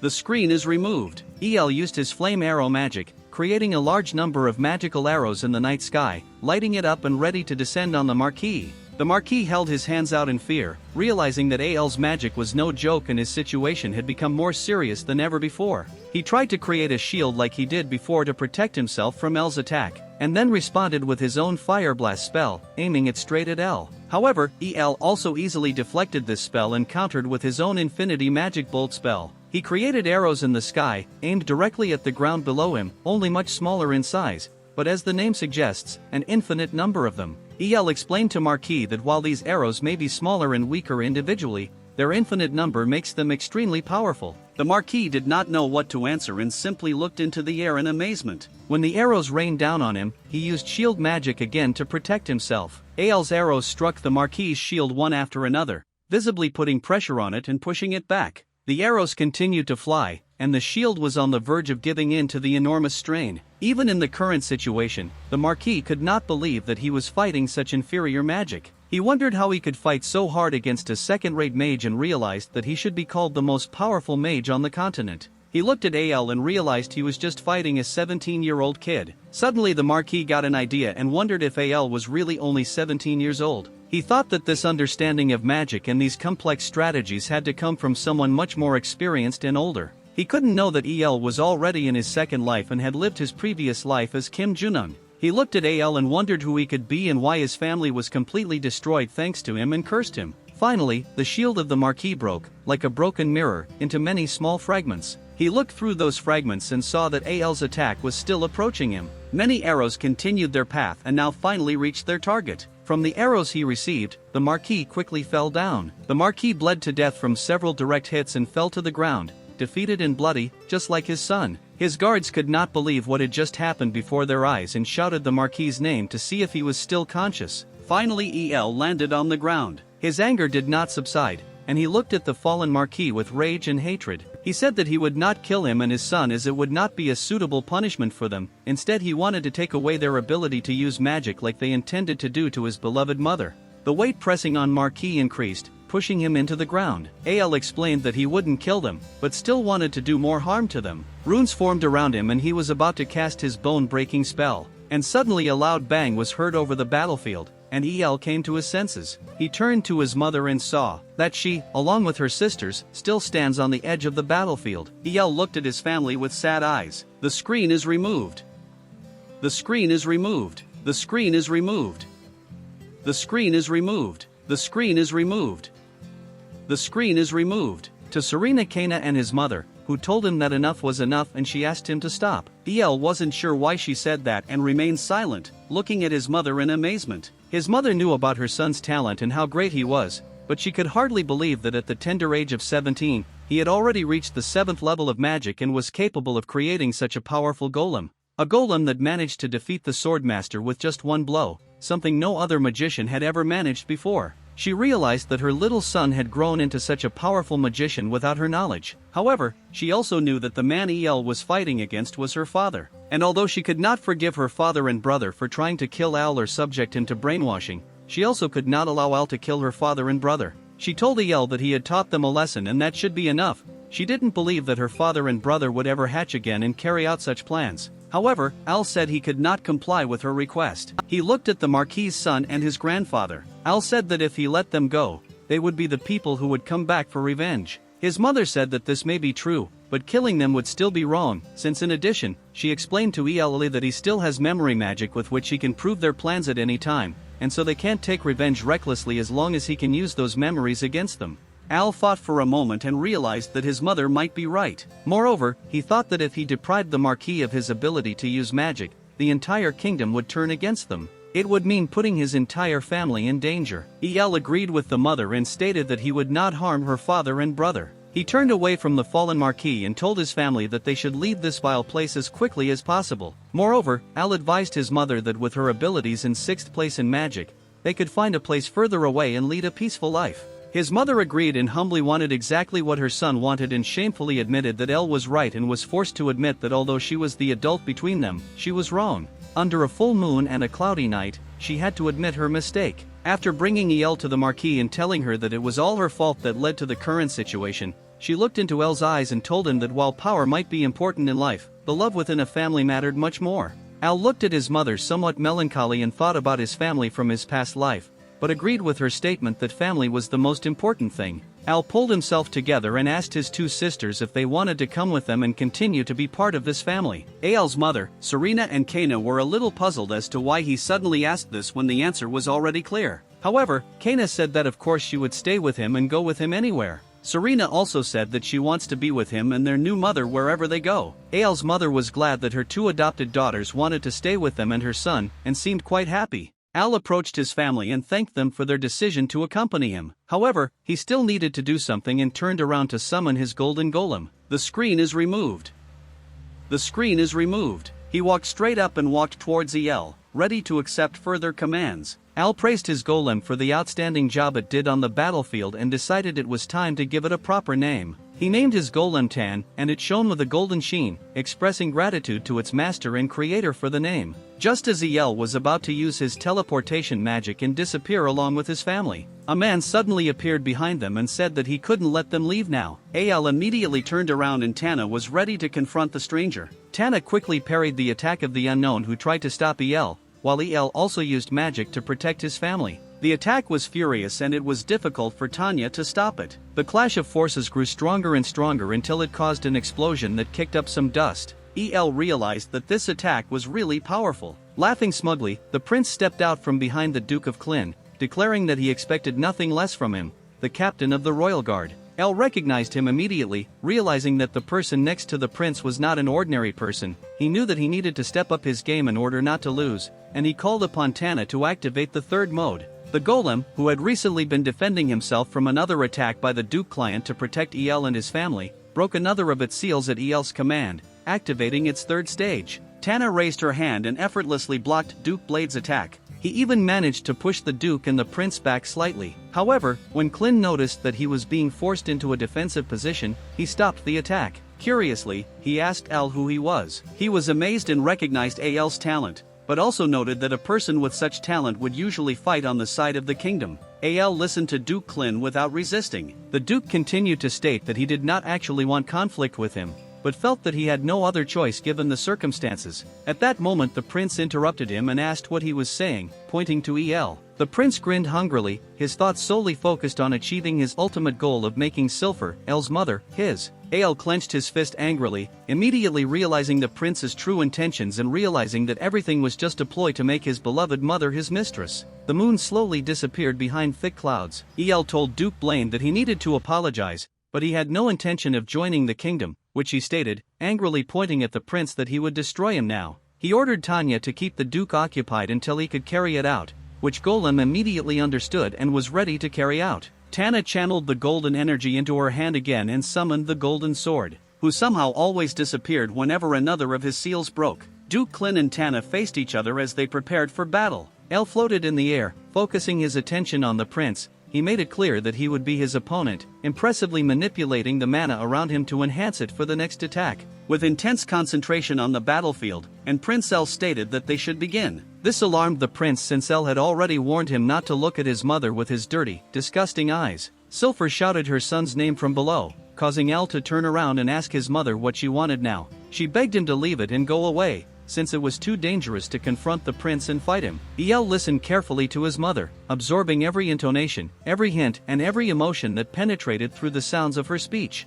Assuring her that they shouldn't worry because he already had a plan, he explained that leaving the prince unpunished would also be too dangerous. He then turned his attention to the soldiers on the ground along with the Duke and Prince on the battlefield. He raised his hand and cast the Infinity Magic Arrow spell again. Many small arrows appeared in the sky under the infinity symbol, aimed at the prince and his guard. With a smooth gesture, El ordered the arrows of his magic to rain down on his opponents, and luminous arrows appeared in the sky, rapidly moving downwards, reminiscent of the starry sky. The guards defended themselves by holding their arms above their heads and crouching slightly to deflect the arrows. However, El realized that this attack was not intended to cause significant harm, but rather to disrupt their formation. He quickly created a large hammer and attacked the prince to disorient him. The prince could only wonder how El suddenly appeared in front of him and hit him. With a powerful and critical blow, El swung his hammer and directly hit the prince. With this blow, the prince flew far away, quietly causing damage. In the end, the prince and his guards lay on the ground,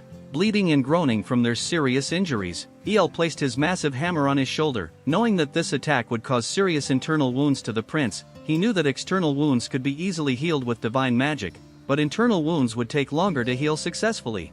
Duke Klin was still fighting with Tana, but upon seeing the defeated prince, he still managed to ask how he was doing. Duke Klin wanted to help the prince, but also understood that if he was distracted for even a second, he would be in grave danger, since Tana was an honorable opponent for him. Tana gained the upper hand in the battle, forcing the Duke into a defensive position, although it seemed that Tana would win the battle. Al ordered her to stop and return to interspace. She immediately understood her master's command and signaled this with a short glance upward through the crack in her helmet. Tana glowed and was about to disappear into interspace. The Duke shouted that he would not let her escape so easily and launched another attack. Many small magical sword blades appeared around him, aiming at Tana, who was still in the process of disappearing. The Duke's swords flew towards her with lightning speed and pierced her entire body. The screen is removed.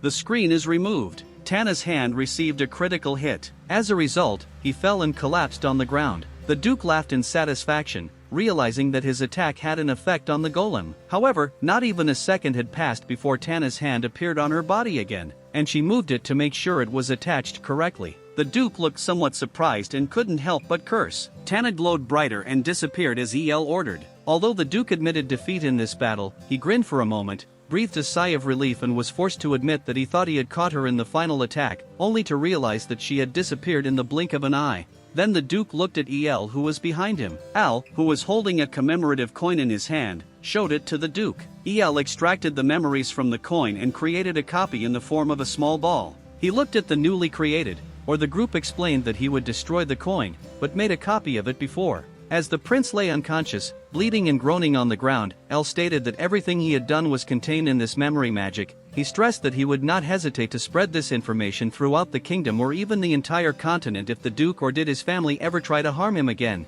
His mother and sisters ran to him and were glad that everything had turned out well and he was not hurt. El turned to Duke Klin and apologized for the trouble and inconvenience. As he used his magic and the runes of his teleportation spell appeared around him, he told the Duke that he hoped they would never meet his enemies again and bid him farewell. The Duke still couldn't believe that El was truly a villain, and could only watch in amazement as he teleported away with his family. Duke Klin was not a bad person and also admitted that El was truly a genius and he would have liked to have met him under different circumstances. Carefully observing the battlefield and seeing the wounded knights, he wondered how to explain the situation and plan his further actions. However, the news of the appearance of a very young mage and his golden knight golem, as powerful as a grandmaster, spread throughout the continent, reaching all countries. It was a shocking debut in this world. El and his family settled into a new little cottage on the edge of the mountain, spending some time in peace and quiet without any power-hungry tyrants. The sun was shining, smoke was rising from the chimney, and the general atmosphere was extremely calm.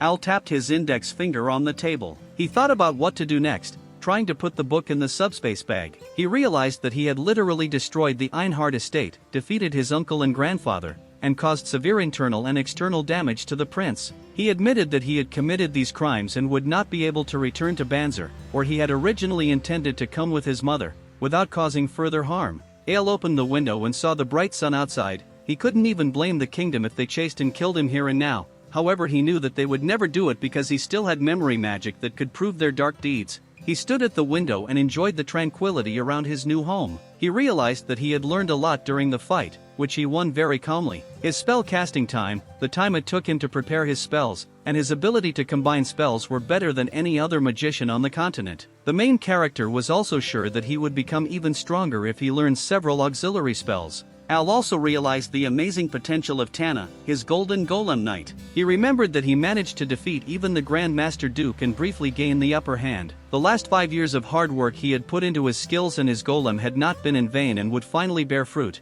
It was definitely worth putting so much effort into himself and his golem. He knew that if he could produce more of them, he could conquer the entire world with such an army. However, he also knew that creating such a golem would take 3 years, and the cost of such production was very high and could not be easily borne. In addition, El realized that the most important lesson he learned from the battle with the Marquis and his son was that the power of a group exceeds the power of an individual, and that there were things that he could not handle alone, and in such cases he had to accept it. After the battle, when rumors about El spread throughout the world, many countries began to hire people to search for him. Al was sure that some of these people were not necessarily friendly and had evil intentions. Suddenly there was a knock on the door, interrupting El's thoughts. When El turned around, his mother asked if she could come in. He said she could invite her to his room. She walked in with his 2 sisters Serena and Kana. Serena and Kana looked relatively happy, but his mother looked somewhat worried and had a sad expression on her face. El asked what happened, knowing that after the incident everyone was a little uneasy and needed time to process what had happened. His mother nervously played with her hands and hesitantly asked her son how long it had been since he had become so strong. The screen is removed. the screen is removed. Al explained that he hid his power because he knew that no one would believe that he could reach such a level at such a young age. The mother believed him and softened her saddened face. She realized that, despite everything, he was still her son, the son she raised and who came from her beloved husband. She apologized with a happy expression and said that she was sorry for treating him differently without knowing that he had his reasons. Elle tried to lighten the mood further by jokingly wondering what she would think if he gained many fans by sharing and revealing his identity as a genius in magic. His mother laughed and told him to stay humble. With a smile on his face, Al continued to joke with his mother, telling her and his sisters that he had something important to discuss with them. They were curious and looked at their brother, asking what was so important that he wanted to discuss it with them due to the incident at the Einhart family estate that he was in charge of. Al explained that they could no longer return to Banzer. He pointed to a location on the map and explained that there were a total of 5 kingdoms in the west of the Syrian continent, and there were many mage towers in this region. Al, with a bright smile and full of excitement, announced that he plans to create his own magical tower there. Kana was somewhat confused and asked if she had heard correctly that he wanted to create his own magic tower. Ale explained to her that it would be a tower similar to the one they had in their hometown, where the tower master used to live. Kana admired the idea, and her sister asked Al where he was going to build such a tower. Al pointed to the map again and showed his family a small place called the Tone Kingdom. The Kingdom of Tone was a large place with fertile lands, a large population, and a stronger military force than its neighboring countries. He raved that it was a strong nation, but it did not yet have a mage tower. He also mentioned that the surrounding lands are inhabited by monsters, and the locals suffer significant losses due to this every year, especially in a small place called Mantic or the Valley. El said that if they offered to destroy this place for the Tone Kingdom, they would surely appreciate the gesture. His mother asked if he had more to tell and wondered what she would think of the proposal. El continued by saying that the king was a good man and the aristocrats around him trusted and believed in him. However, he also admitted that the princes had a dispute among themselves which the king could not resolve. The main problem they needed to solve for his plan to work were the monsters living in the Estate Valley and the nearby Orc Forest. El was confident that the military strength of the Tone Kingdom would be enough to deal with the Orc Forest, but if they concentrated all their forces there, they would not be able to deal with Mantic or the Valley. So El explained that he would take over the governance of this valley, and if he succeeded, it could expand the influence of the kingdom. El's mother, Kana, and Serena stood in the room, thinking. Kana gathered her courage and was the first to ask her brother if they could also find her a master to teach her fencing. El had to admit that they should look into it too.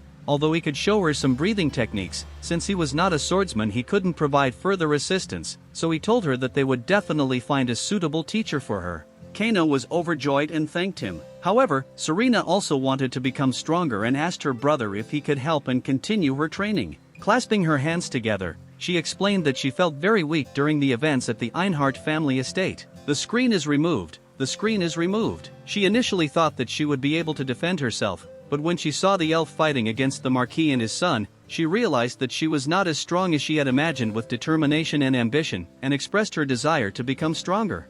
A sudden feeling of surprise entered Al's heart, causing him to freeze for a moment, but it also made him beaming and happy as he happily wanted to fulfill his sister's request. The screen is removed. The screen is removed. Their mother also stated that she wanted to become stronger and asked him to teach her too. Maybe you should start by using your brain, that would help a lot, he joked. Everyone happily looked at El sharing a common desire to become all of them and asked if they agreed, smiling at them. After that, it's time to leave your cozy home and prepare for your next adventure journey to the kingdom. Faint, incomprehensible sounds were heard in the nearby forest. The king of the Tone Kingdom came out with his guards and stopped in the middle of the road. When he heard sounds with alarm, they looked left and right to find the reason. With concern the king wondered whether civilians would continue to be in danger under such circumstances and whether there was a hero who could save them. Suddenly a black and eerie shadow in the shape of a devil appeared in front of them, watching them, yet the king and his guards continued on their way despite the dangerous forest and noise. They eventually reached a cliff with a beautiful view of the Tone Kingdom. The duke, a friend of the king, asked him what he was thinking about,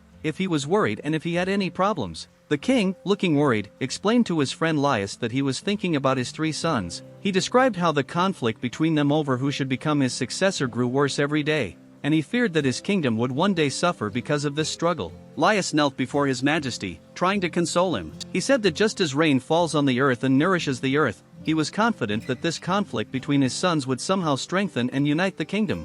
He further explained that he believed the king should appoint his third son, Prince Judian, as crown prince, for the good of the kingdom, as he wanted to discuss whether he should choose the first Prince Maxil or the second Prince Kron. As the crown prince king interrupted him with a sigh, he himself knew that Maxil treated people like things, and his personality was not at all as good. It was terrible and cruel. He also knew about his second son Crane, who had qualities similar to Maxil's, although not so clearly displayed. He had to admit that neither of the two was suitable for the role of king. Instead, the king recognized that his third son Judian was the warm-hearted and friendly leader his subjects deserved and whom he would prefer to appoint as king for their well-being. Unfortunately, 90% of the aristocrats supported either his first son Maxil or his second son Crane. Among Judy and the reporters were the Supreme Swordmaster and the leader of the Royal Guard, Captain Duke Lias, as well as the capital's sword master, Captain Count Lumo. This provided balance between the three sons, since the two leaders of the knightly order stood on Judian's side. However, the king did not even want to think about what would happen if the first and second princes turned against their younger brother and tried to overthrow him. Just the thought made him sick, but he also must not forget about the affairs of the kingdom. He knew he had to try to handle government affairs while keeping an eye on the monsters. Suddenly the king realized that he was talking to himself and wondered where his friend, Duke Lias, had gone. He turned around to see Duke Lias and his guards tense in front of him, ready to protect his majesty. The warning Duke Lias drew his sword and urged the king to remain at a distance and be careful. The guards realized that they were surrounded. One of the guards asked if they were surrounded by monsters, to which the other guard turned suspiciously and began laughing dirty. The screen is removed. The screen is removed. Suddenly the insidious guard attacked the one who had just asked the question. The king and Duke Lias did not understand what was happening and fell into a stupor. Duke Lias asked why he did such a thing and why he killed his comrade. The wily guard declared that they were enemies from the start, and more hidden guards emerged from the nearby bushes. Duke Lias bravely stood before his king and ordered the rest of the guards to do everything to protect him. The treacherous guards told the king to wait a little longer and that it was only a matter of time before they captured him. She pointed her sword at him and declared that she wanted to kill him herself and would do everything to achieve this goal. The king realized that he had trusted his guards, who turned out to be traitors. He knelt on the edge of the cliff and asked his god if he had abandoned him and his kingdom. Meanwhile, in the chambers of the magical tower, the master of the tower sat at a table and communicated with two other tower masters through their magic.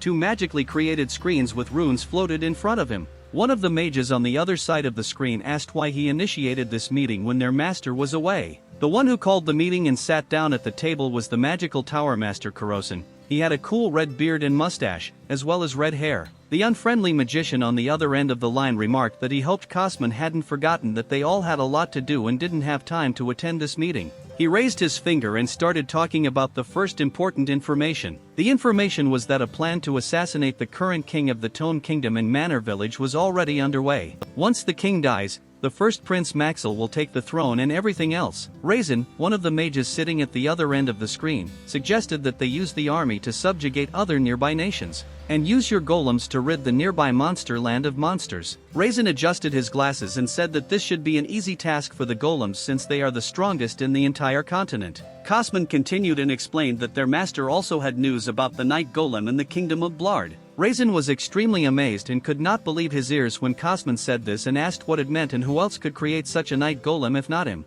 Cosman explained that there had been a serious incident in the Einhart family, in which a 7th-level mage and his Olem knight had played a decisive role. Raisin was amazed again, his eyes wide. Cosman explained to the other two mages that the power coming from the night golem must be at least that of a grandmaster, and also mentioned that this golem has its own consciousness. Raisin was speechless and had to think for a moment, and stroking his beard, he continued to explain that if Oraran had disappeared, he would not have been able to create the night golem. Moreover, his regular golem will take about 30 days to create. Raisin could not believe that anyone else besides him was capable of creating night golems, and at the level of a grandmaster with his own consciousness no less. However, Cosman said that this was only half the reason for concern because he knew it would take several years to create such a powerful golem. However, he said that they could not just sit back and do nothing. So he instructed Raisin to gather information about this golem and asked if he understood. Raisin wanted to find and do everything possible to find this person and talk to him personally. While the king was in ambush, and Cosman Raisin and another unknown magician were discussing their insidious plans, our main character El simply lay on the wall and calmly relaxed. He realized that he was indeed in the kingdom now, but wondered how he could contact the king. He knew that spreading rumors about his presence was not a good idea, as it might attract the attention of the Einhart family in the Blard kingdom, exposing his hiding place. He wanted to somehow meet and talk to the king in a normal and discreet manner, but he couldn't think of no ideas how to achieve this. The screen is removed. The screen is removed. He turned away from the wall and desperately wondered what he should do. Ael's mother stood next to his sisters and mentioned that she was hungry and suggested they look for a small place to eat together. Al straightened up and agreed, because he also wanted to eat. Suddenly he felt something and it hit him like lightning. He wondered where this sudden surge of power was coming from. He recognized the wavelength of the energy and realized that it must be the power of a sword master. Quickly he stood up and realized that the power he felt was coming from the north, as Al probably forgot to speak and everything happened so quickly that his mother asked what was wrong with him. Al skillfully ignored the question and noticed that there was a sudden surge of power coming out of the forest where there usually shouldn't be people. The screen is removed. The screen is removed. He also realized that the place was very close to the royal palace and wondered if the king might be somehow involved in this. Al's mother continued to ask in bewilderment what was wrong with him and even said his name. But Al only apologized and sailed away, telling his family to go and dine without him. Duke Laius and his loyal guards, who were not traitors, surrounded their king and did everything possible to protect him. However, Laius realized that many enemies had taken advantage of the cover of darkness and used this opportunity to ambush the king. He knew that if the situation did not change soon, grave danger could arise and the king would die. Suddenly one of the enemy knights attacked, shouting the king's name. Faced with a sword flying towards him, the king wondered if this was his end. However, just in time, Al created a shield in front of the king, which curled up behind him, deflecting the knight's attack. The king looked around in amazement, wondering what had just happened and what had protected him from the attack of the soldiers. Al flew onto the battlefield and said that he had no idea what was going on,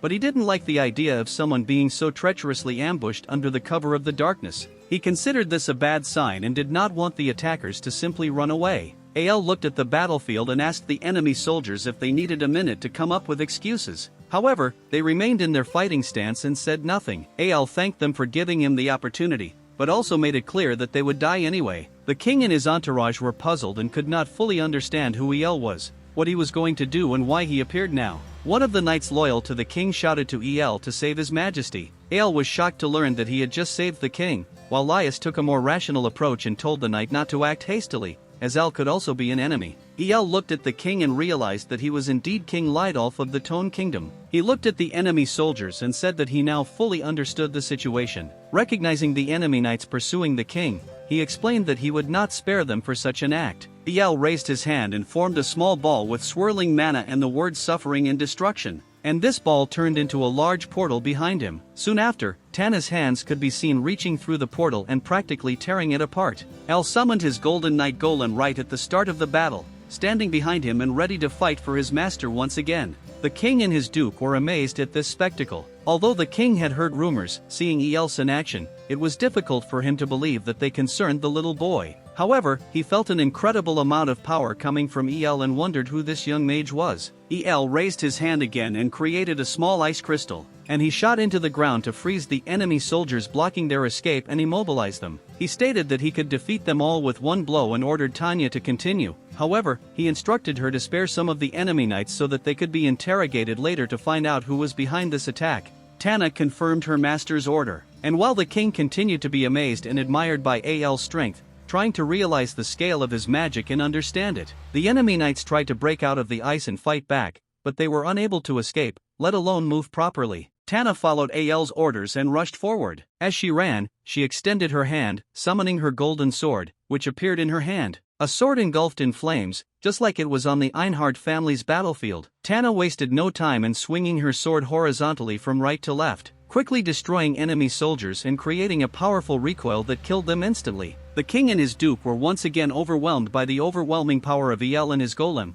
trying to understand what happened in that split second. Al thanked Tana for his golden golem and praised her for her excellent work, to which Tana bowed to him and expressed her gratitude. The king realized that this must be the main one. There were rumors about the highest magician in the Tone Kingdom, which was currently only at the 6th level of magic, but if the king could defeat El, his kingdom would finally have a 7th level magician.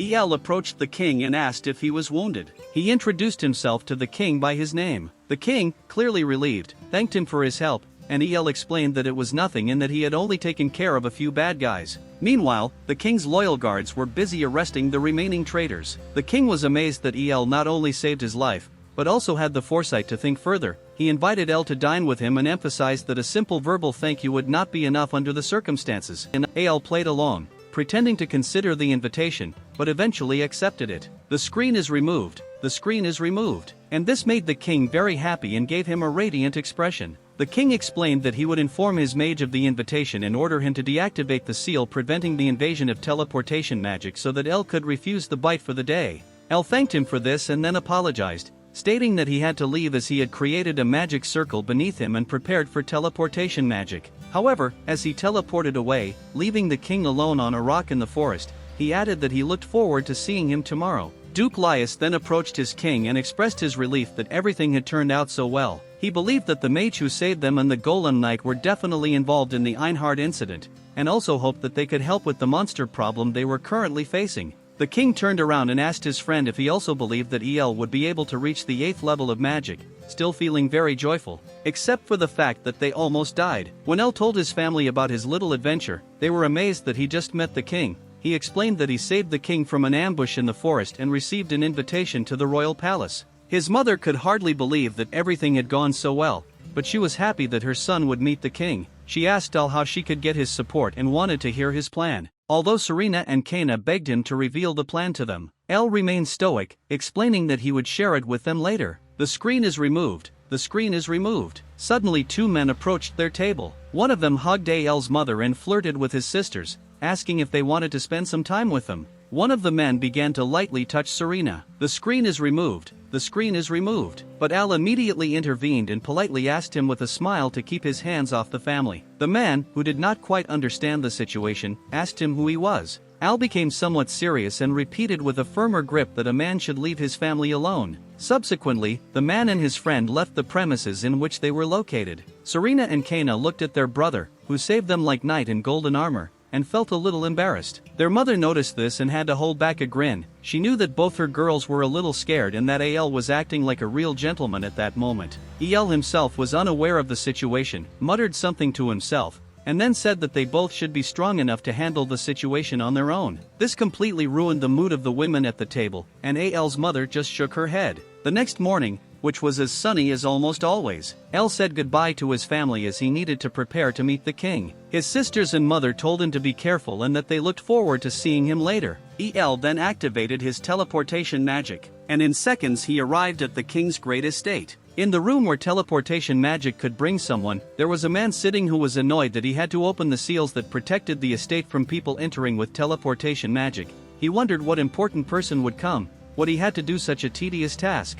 Out of boredom, he sat in a chair, resting his face on one hand and crossing his legs, wondering how long it would take for the guests to arrive. However, soon after he noticed movement in the center of the room, he quickly stood up and realized that it was the mana of someone at the 7th level of magic. He was amazed to see someone so powerful right away. El appeared and successfully landed at his new king's estate. The man who was waiting for El and immediately accepted him asked if he was the one who saved their king's life. El turned around and confirmed this, nodding his head. To which the man came up to him, hugged him with tears in his eyes and said that finally there would be a 7th-rank magician in the kingdom again. He was glad that he would no longer feel so burdened. Al didn't understand the situation and wondered who this old man was and what was going on here. Al became embarrassed, cleared his throat and made it clear that he did not quite understand the situation in which he found himself and felt somewhat uncomfortable. The old man returned to reality, realizing that he had become obsessive and allowed his emotions to take over. He immediately let go of El, rubbed the back of his head with one hand and apologized for his obsessive behavior. He told Al that he had never seen such a young 7th-grade mage, and he made it clear to Al that he was fascinated by what he had already achieved at such a young age. Al felt visibly uncomfortable being praised like that and wondered what the hell was going on with the older man and why he was praising so much. In an awkward situation, Al looked around the older man's room and found stacks of books scattered haphazardly on the floor, open and scattered haphazardly. Having examined the books more closely, he realized that these were books about magic. He had to remember how, as a child, he devoured every magical book. It took a while, but then the old man apologized again for his rude behavior, and he mentioned that His Majesty the King was already waiting for El and he would like to bring him to him. There was a gleam in Al's eyes with delight that besides him there was another person who was passionate about magic. When Al went with the older man to visit the king, he demonstrated some of his magic by channeling hot blue flames of mana into his hand. The older man was beside himself when he saw Al's demonstration. He couldn't believe that someone so young could channel powerful magic into his hand without any training or spell casting. He told Al that he was on a whole other level than the other 7th grade magi. As they walked through the corridors of the royal castle, the older man wondered how this was possible and came up with many wild theories that made Al smile. As they walked down the hallway, Al smiled more and more. He enjoyed talking to the older man and he had a lot of fun having this conversation because the older man's passion was the same as Al's for exploring and learning magic. Suddenly Al's eyes widened and he looked out of one of the palace windows and looked out over the harbor. There was a beautiful view of the city. The water was roaring, the waves were crashing on the harbor, the sun was shining and there was a peaceful atmosphere over the harbor. Al could more accurately see that this land is rich in food, the dungeons are full of resources and treasures, while Al looked out the window, contemplating the advantages of the Tone Kingdom and feeling the heat of the place. The screen is removed. The older man began to think again and thereby aroused Al's interest. To stop his thoughts, Al handed the old man a small piece of paper with a magical theory that he had come up with and put on paper. Walking through the corridors of the castle, he explained to the old man that there were many similarities between the fields of magic and calculations. The older man eagerly and energetically took the piece of paper from Al, clearly excited. He looked at the theory and was surprised that such a method even existed. Al explained that he had not originally intended to make this theory public, but he wanted to show it to the older man because he liked him. However, Al also made it clear by putting his index finger to his mouth that he had to keep this theory a secret. While Al and the older man took their time and sauntered over to the king, he waited alone in the large room at the table. He supported his face with one hand and impatiently tapped the table with the other. A voice behind the door informed the king that his guest Al had arrived and was waiting for permission to enter, and the king immediately ordered him to be let in. And Dezin opened the door, letting Al into the room, and he very politely apologized for his lateness. The king stood up joyfully and was about to greet Al, and Dezin stood in front of Al and told the king that Al was a magician who would change the course of history. The king ordered Dezin to calm down and then he asked Dezin to leave him and Al alone. Al was a little puzzled as to why the king wanted to talk to him alone, and now he realized that he had not seen any knight on the way to this room, and there was no knight in this room either. Al thanked him for leading him to the king so well and for the pleasant conversations on the way here. In conclusion, Dezin, with a big request and a smile on his face, asked them to meet again, as he wanted to know more about Al's discoveries in magic. He said goodbye and closed the door behind him. The king found his wizard's behavior somewhat disconcerting and shook his head slightly and shamefully when they were alone in the room. Al knelt down, bowed and greeted the king with the utmost respect and utmost courtesy. However, before Al could express his gratitude from the depths of his heart, the king touched Al on the shoulder and addressed him as Sir before his name. The screen is removed. At this time, the king also knelt in front of Al. He told him to please stand up and clarified that he was the one who should express gratitude. Expressing his gratitude, the king clapped his hands several times, and at this time, the servants and maids brought delicious food into the room. The king apologized for his impoliteness, but explained that the food would be served immediately. The king then said that Al should feel at ease and they could talk freely. Al smiled, realizing that King Lidolf turned out to be a very considerate person, even in the most insignificant things. While they were eating, Lidolf subsequently asked Al if he would like some alcohol and explained that he had specially prepared something with the most popular alcohol in his kingdom. Al naturally agreed and handed the king a glass, and then thanked him. This included treating the king with great respect and speaking his mind freely without much hesitation, and so Al directly told the king to his face that he thought he wanted him to build a magic tower on this land.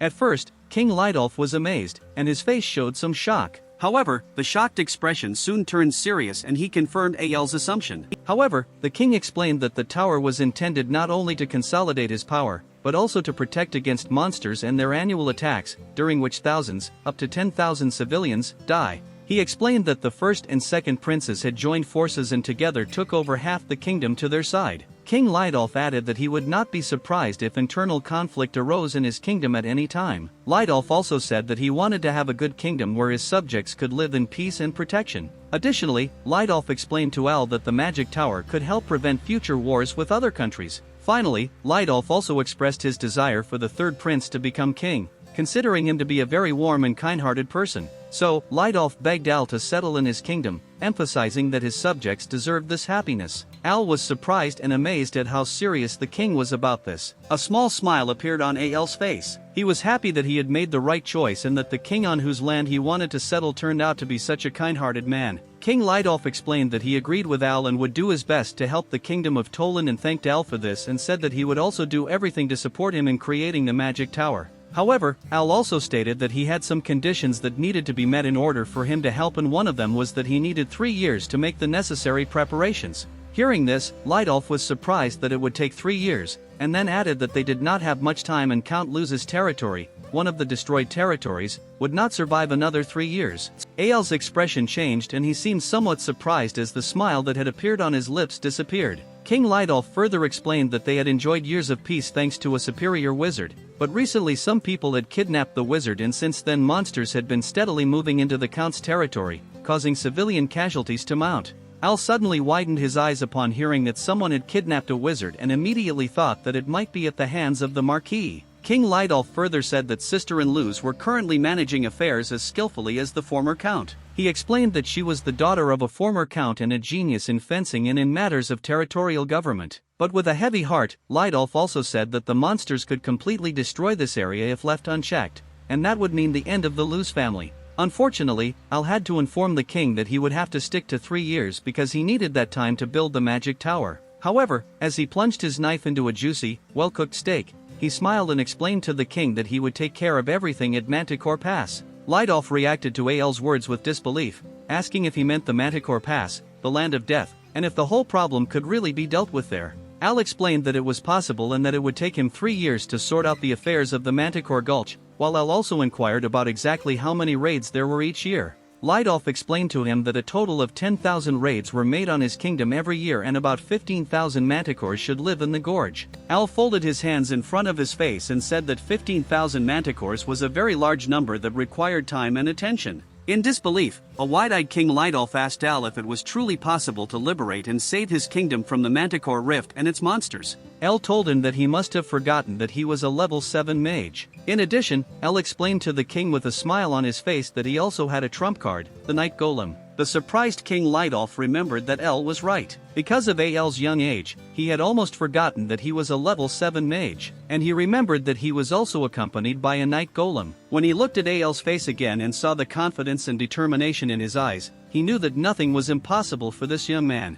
Lidolf once again begged Al to restore peace to the kingdom. Al replied that he looked forward to the future with joyful anticipation and was very glad to settle here. He then stood up and apologized. King Lidolf asked Al if he was going to leave now. Al confirmed this with a smile on his face and said that now he knows what he needs to do. He then thanked the king for the invitation and headed for the door. Before he could leave, King Lidolf told him that he could visit him at any time and that he could come whenever it was convenient for him. The Manticore Gorge was a canyon between two mountains, through which a small blue river flowed. This forest and gorge was home to approximately 15,000 manticores. Manticores were large, lion-like predatory cats with wings on their backs and a scorpion-like tail that usually had few enemies. These specimens had particularly sharp and large teeth and were monstrously strong. This was the king of the manticores, who could be identified by the red jewel on his forehead that gave him power over all other manticores. The screen is removed. This manticore king's strength was comparable to that of 100 ordinary manticores and even stronger than 100 at the expert level. It was completely normal that during a manticore attack,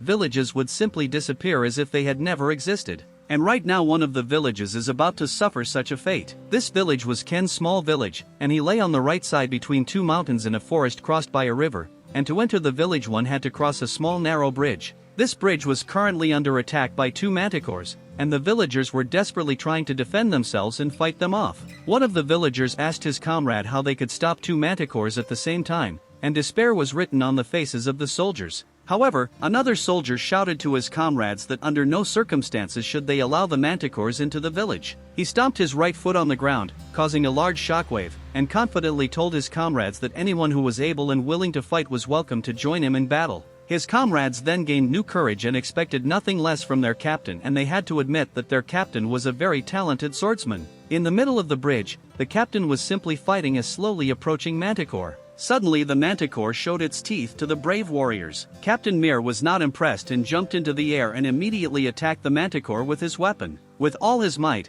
he struck the estate with his weapon on the forehead, giving it a head blow. Unfazed by his own direct hit, the captain simply immediately ordered his men to attack the manticore before it could recover. All the soldiers on the bridge drew their bows and prepared for the assault. Wasting no time, they fired arrows at the manticore, which the captain had previously simply paralyzed, hitting him all over his body. Standing in front of the estate's corpse, the captain was sure that even such a monster could not withstand such an attack. Then he wanted to make sure he defeated the manticore and made the final blow. He attacked the second manticore's head with his spear, causing it to scream and fall to the ground. Captain Mir was confident that the first wave of attacks on the estate was over. Captain Mir was even more surprised when he saw that there was another one hidden behind the first two manticores. Roaring with an open mouth and rushing towards him with two sharp horns, the manticore was about to attack. The captain only realized that the manticores would come one after another. He addressed his comrades and soldiers, warning them that another manticore had arrived and they would have to repel the attack. However, looking at the squad, he noticed that his soldiers were clearly exhausted and in need of a break. Captain Mir was somewhat puzzled because he had never seen such a large manticore walking alone in his life and thought that it would probably be too difficult to repel an attack using only the villagers as soldiers.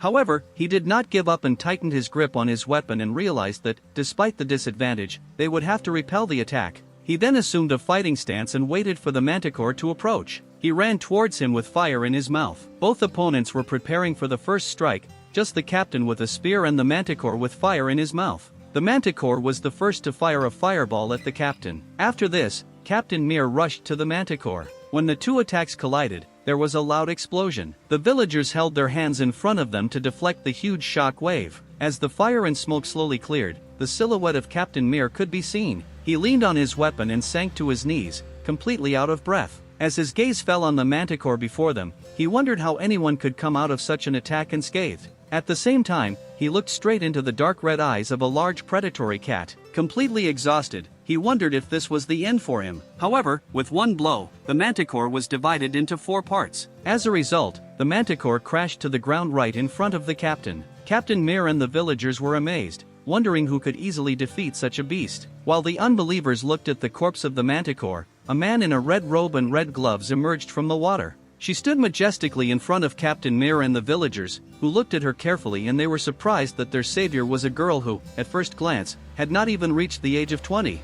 Elle, who was following Kana, congratulated her on her job well done and said that in the future they would definitely need to find a new master. These words of praise were too much for Kane, and he blushed in embarrassment. After Kana cleared her head and considered her brother's words of praise, Elle turned to Captain Mara and the villagers, greeting them. They were still amazed and could not yet comprehend what was happening right before their eyes. Elle explained to them that they had not come to harm them, but rather introduced himself as a wizard who wants to provide them all with a pleasant life and will soon rule the earth. However, this news shocked Captain Mirror, who then, trembling, clutched his weapon and asked what Al meant by this. Completely frightened, he straightened up, aimed his weapon at Al and asked why this land should soon belong to him. Kana also reached for her weapon and asked how he dared point the sword at her brother. She channeled her entire red aura, expressing her anger at this action. She asked Captain Mirror how he could be so rude to Al and yelled at him. Mirror was quite amazed, swallowed, and had to take in the impressive, incredibly dense aura that unfolded in front of him. Suddenly Al shouted from behind Kane for her to stop,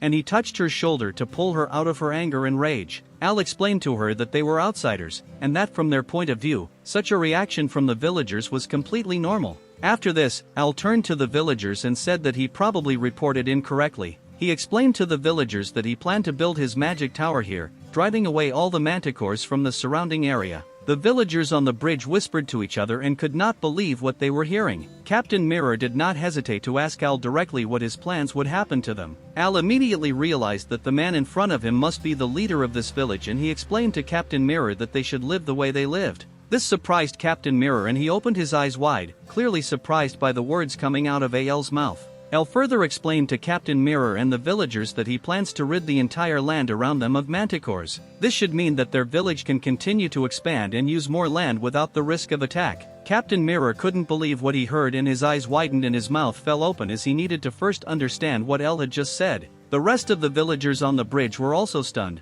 trying to comprehend what they heard from Al. Suddenly, another massive paw stomped on the ground, and another manticore became visible behind Al. Al immediately realized this and quickly turned around. He formed a magic circle under himself and called on the residents to remain calm. Behind him, another portal to another dimension opened, from which 3 large iron golems emerged. They stood impressively behind Al, who became serious and ordered his golems to take care of the villagers' problem. A bolt in one of the golems' helmets opened, and Al knew that the command had been accepted immediately. The iron golem rushed towards the manticore, tiny in comparison, and he raised his right hand and crushed the small creature. Captain Mirror was speechless as he watched Al deal with the manticore. The iron golem complied with Al's command, kneeling before its master and awaiting further instructions. With a smile, Al turned to the captain and asked if he would trust him now. The surprised expression on Captain Mirror's face changed, and he knew that their safety was guaranteed if there were such golems around them. Moreover, he saw Al as an extremely powerful magician and believed that he could make the manticore pass a place where people could live again. He put his hand to his chest and apologized to Al. Al extended his hand to Captain Mirror and said that his behavior only proved that he was a good leader and that there was no shame in expecting something suspicious when meeting someone for the first time.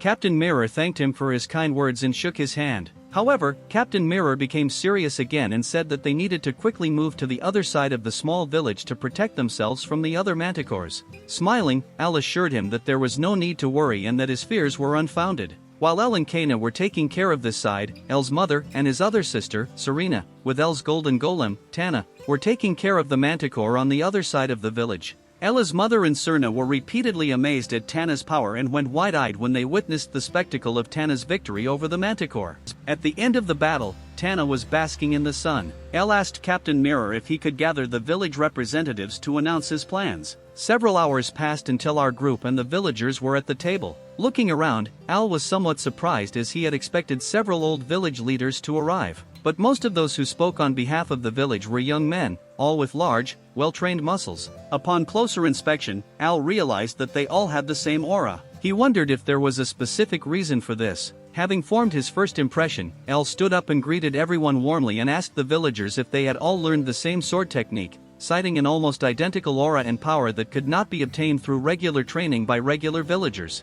The villagers and Captain Mirror were immediately stunned by Al's speech. Al also wondered what such talented people were doing in such a place. Captain Mirror thought for a moment and looked at the ground, then looked back at Al and explained that he really didn't expect anything different from him. He also praised Al's keen eye and explained that they were actually knights of Baron Jameer, the same Baron Jameer famous for his sword technique, who became a sword master at the age of 30. Captain Mirror continued, clearly upset and saddened, with his head down. As the struggle for the crown intensified, many attempts were made to win the Baron over to their side. Al's mother looked at the troubled village leader with motherly love, and in his eyes she saw that this topic was not easy for him and the pain was still deep. Captain Mirror continued to explain that despite all attempts to win the Baron over to his side, they had failed as he had rejected all offers. With tears in his eyes, Captain Mirror said that at that time they were knights on probation, and the Baron told them to escape and survive, and the rest of the villagers at the table also had tears in their eyes. Al's mother continued to listen to this story, and she became even sadder when she witnessed the plight of the soldiers. Al, on the other hand, listened carefully to the story, but was not as deeply moved as his mother. He knew exactly how the soldiers must have felt, but he didn't understand why they didn't just go to another country with their skills, since as knights they should have been able to get a knighthood and not expose their family to such a dangerous situation. However, as Al reflected on this, he realized that he would have to reconsider his thoughts, and he realized that each person had his own ideals and that the circumstances in which these people lived were different from his own.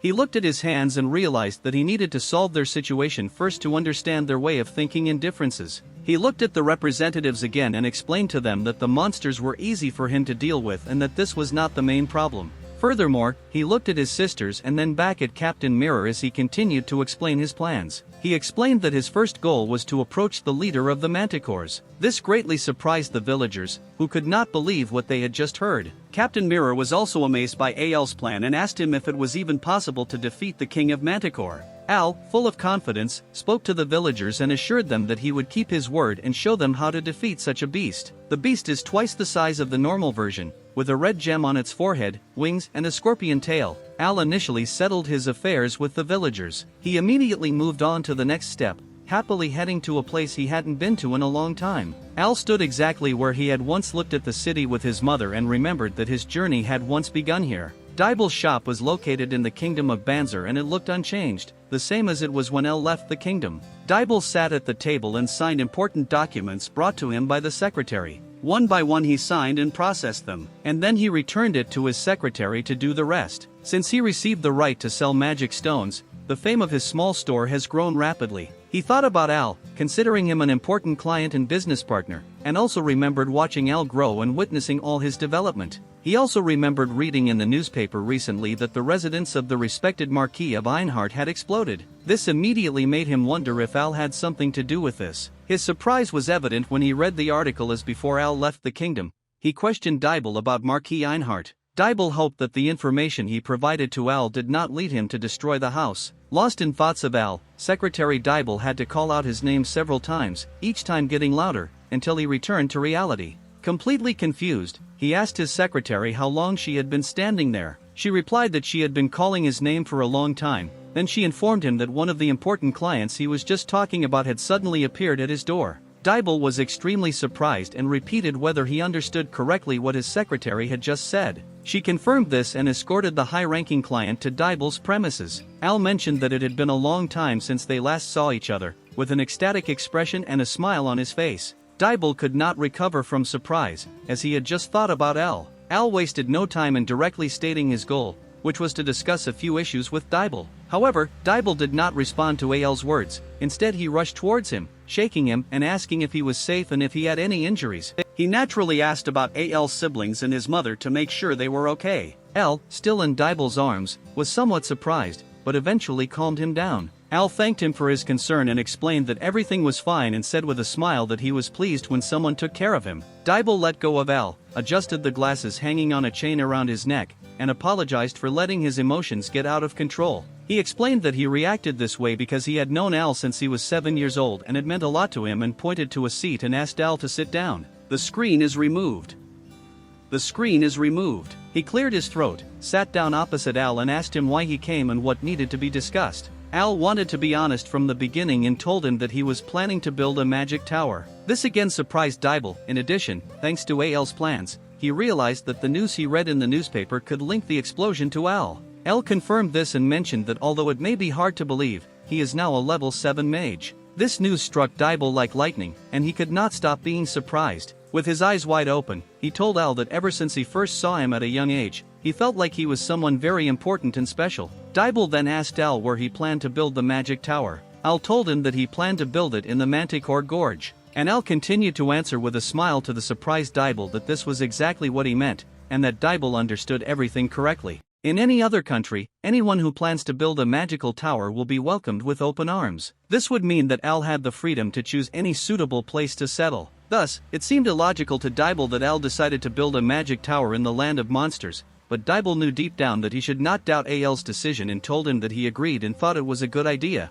This surprised Al, who was a little embarrassed, stating that he hadn't explained everything yet and wondered why he had already received approval from Dibble. Sitting across from him, Dibble said that everything Al did was new and exciting and wanted to know what Al's next plan was. Al smiled at Dibble's confidence and then proceeded to explain his next plans. As Dibble suspected, Al's plans were indeed exciting. He was confident that if successful, the business would become one of the best on the entire continent. Dibble also mentioned that he wanted to start recruiting the people needed to build the magic tower, and asked Al when would be the best time to prepare them. Al told him that the sooner he found people, the better, but with a mixed expression. He also asked if it would be difficult to find such people. Dibble answered honestly, also with a mixed expression on his face, that it might be quite difficult to find people willing to work on the magic tower, especially in the area where the King of Manticore resides. Hearing this, the mixed feelings disappeared from Al's face, and he confidently said that this problem would no longer exist in the Manticore Gorge. There was a small river with crystal clear water into which waterfalls flowed. Almost no one ventured into this small shaded place in the gorge, since it was the territory of the King of Manticore,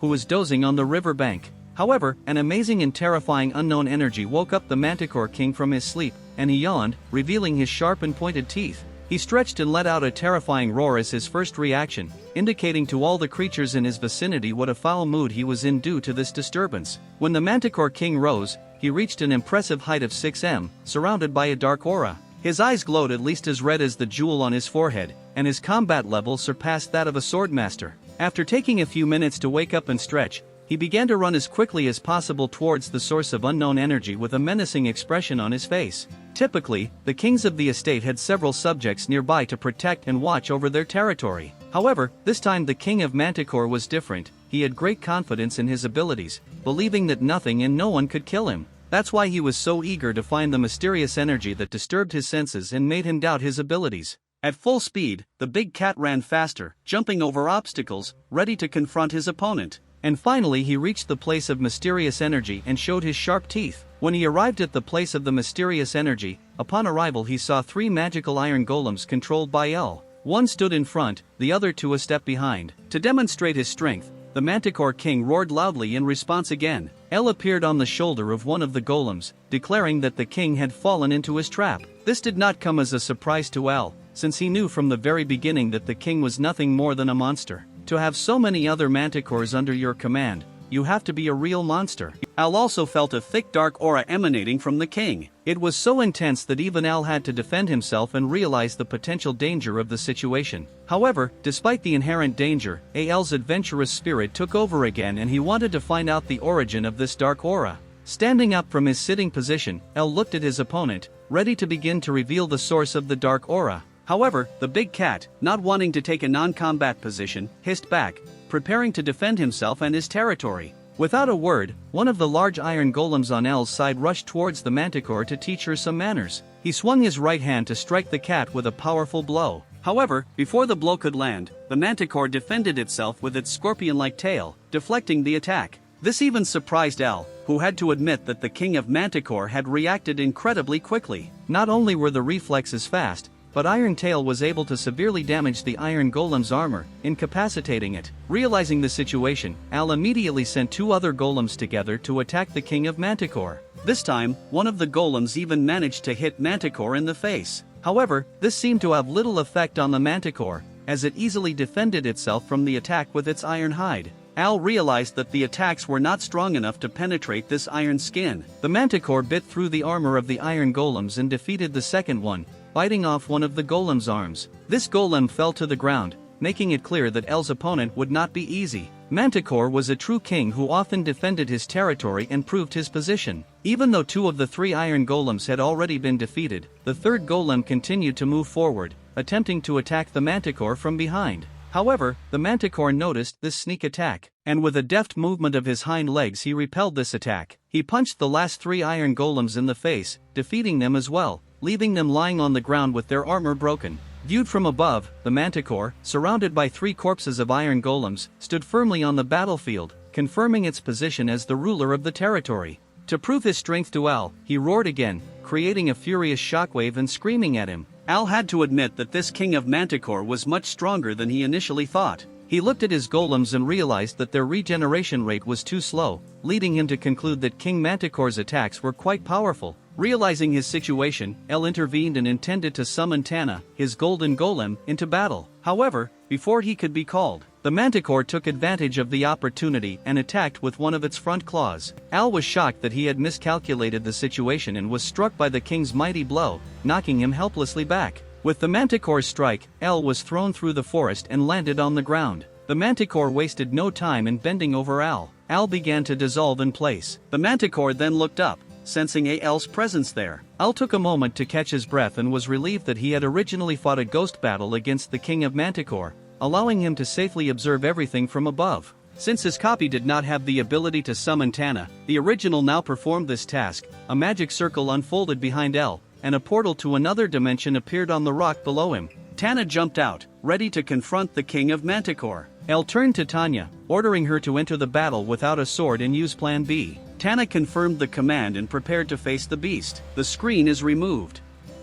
The screen is removed. She rushed forward, intent on striking like the first Iron Golem. However, unlike the Iron Golem, the Manticore King dodged this time, avoiding the attacks. After successfully dodging, the Manticore King leapt forward with his two front claws, attempting to attack Tana. However, Tanya managed to dodge the attack without getting hit. She then took a different approach, trying to counterattack. Unfortunately, the Manticore dodged her counterattack, causing her attack to miss again. Unfortunately, this left Tana at a disadvantage, with her back to the king of Manticore, but she managed to turn around at the last moment when the king of the estate was ready to attack again. Unlike previous times where he relied on his physical superiority, the king of Manticore launched another attack. He opened his mouth and released a powerful blast of dark aura in the form of a beam towards Tana, who tried to defend herself from the attack with her hands. El was surprised that even Tanya had a hard time fighting against this Manticore King. However, he also knew that his golden golem had not yet started fighting in earnest and signaled to Tanya that it was time to stop playing and start fighting in earnest.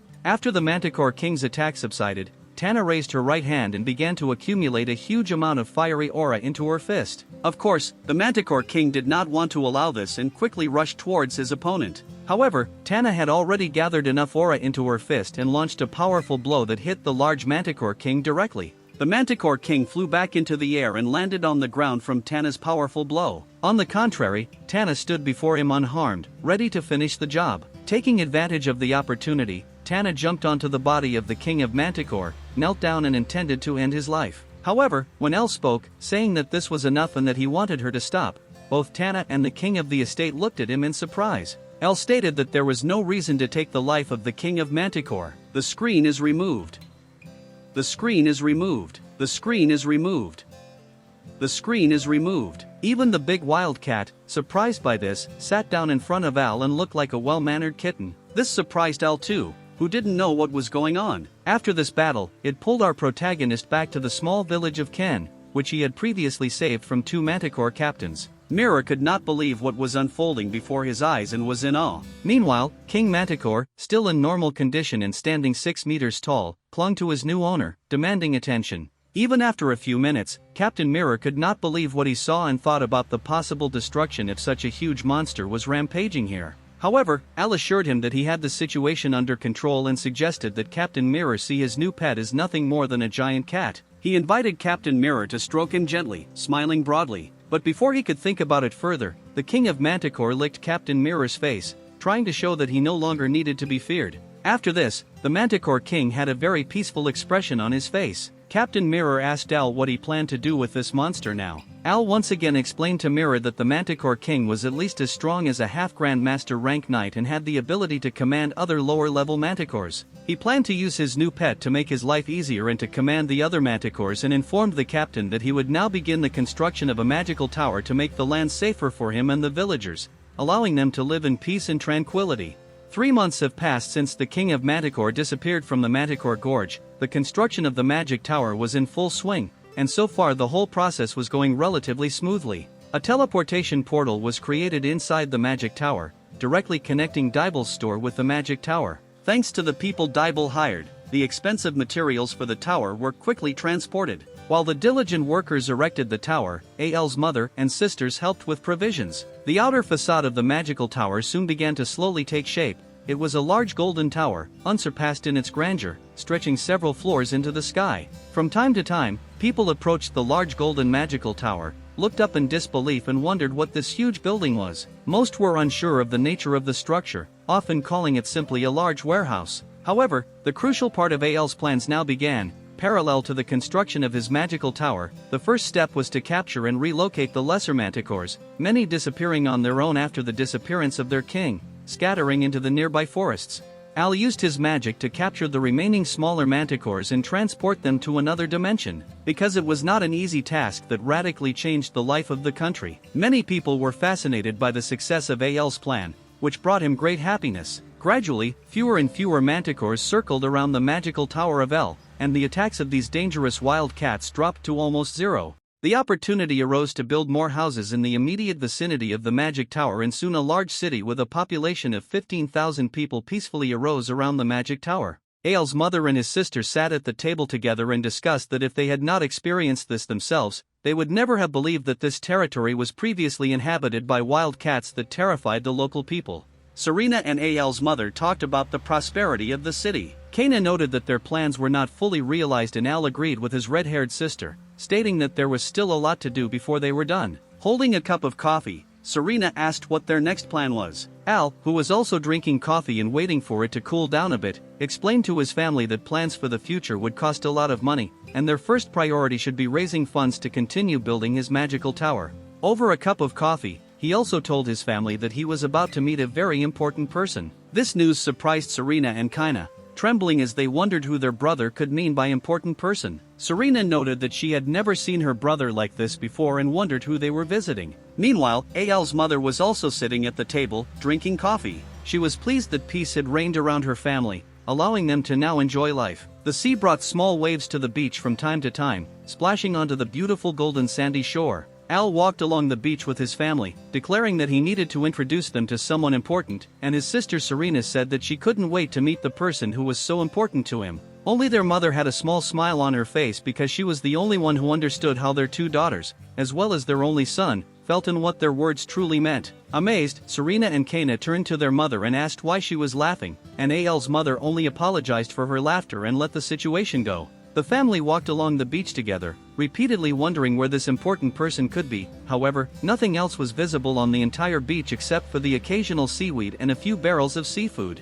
Al turned around and asked his family if it wasn't incredible, explaining that he thought this beach was especially cool. He clarified that this is the western part of the Tone Kingdom, famous for its seafood. When Al explained this to his family, that there were few or no mages in this area, making it a very poor territory, he suddenly remembered that he forgot to tell them who this territory actually belonged to. However, before he could say the name, the ground suddenly shook and a strong shaking spread. The family's eyes turned to the source of the tremors, wondering what could have caused such noise. Behind a few trees, they saw a large black cloud rising from the middle of the forest, and realized that this was the source of the tremors. There was a large wall in the middle of the forest, and several archers were trying to stop the orcs from breaking through the wall. They drew their bows and took aim at the attacking large green pigs. Before the orcs could jump to the wall, the guards fired arrows. However, the large green orcs deflected the arrows, and then they pulled out their weapons and began to attack. One of the orcs jumped straight onto the wall and, holding onto it, climbed up. The screen is removed.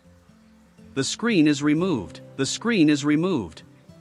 The screen is removed. There were only a few inches left to prevent the orc from reaching the wall. The guard commander realized this and ordered his soldiers to pour oil on the place. As a result, the orc lost his grip and fell to the ground. Unfortunately, his soldiers had to inform him that they had already used up all their oil and there was none left. Suddenly a voice said that she would take care of it, which shocked the commander. When he looked to his right, a man wearing a slightly yellow cloak appeared, resembling a last-minute savior. It was Rin who had power over this territory. Rin had light pink hair, red eyes, she wore a blue top, riding pants and boots, and a sword hung on her belt on the left side. She spoke confidently to her soldiers, ordering them to cover her. She immediately jumped out of the wall, aiming at the orc that was hanging on the wall. The screen is removed. The screen is removed. The screen is removed. The screen is removed. In the air, Rin drew her sword and killed the orc as if he was nothing. Continuing to fall off the wall, she set her sights on her next target, and asked the other orc if he was upset that she had defeated his comrade earlier. Rin tightened her grip on her sword, enveloping it in an aura, then swung her sword. And the second orc fell just like the first, without having time to do anything. Taking a brief moment to catch her breath below, she apologized to her defeated opponents for her victory and explained to them that losing was not one of her hobbies. The soldiers holding the bridge cheered as their leader successfully defeated the two attackers. Suddenly, Rin noticed something behind her and turned around in shock. She found another orc making its way towards the wall. This orc managed to reach the top and was about to hit one of the soldiers with his club. The soldier was so shocked by the orc that he was paralyzed and unable to move in the face of certain death. As the orc saw his chance and prepared to destroy the soldier, a fireball flew from behind. The orc began to burn from the fireball and nothing could save him at that moment. Rin looked up and realized that this fireball seemed to be a sign of magic and wondered where it came from. Just like before, El suddenly appeared and apologized for possibly scaring her, still holding the remnants of his fireball magic in his palm. Smiling, he mentioned that he had found exactly the person he was looking for from the beginning. Rin didn't understand what this guy was talking about. His sisters and mother were busy running through the dense forest. Serena walked ahead, wondering where the hell her brother was, followed by Kaina and their mother, amazed that their son could run through this thick forest like it was nothing. Eventually, Serena managed to make it through the thick forest and into a clearing with her sister and mother. She was overjoyed to finally get out of the forest. Their gazes shifted to Elle and they became somewhat alarmed. Elle just told Rin that he would like to talk to her. While his sisters were also looking at Rin, both Serna and Kaina wondered, seeing the shocked expression on their mother's face, if this beautiful woman was the one their brother had in mind as an important person. Rin pointed her sword at Elle, asking what he meant by wanting to talk and reminding him that this was their first meeting. She also warned Elle not to make any wrong moves. Unperturbed and emotionless, Elle admitted that he had probably made a mistake and explained that he was just glad to finally see her in person.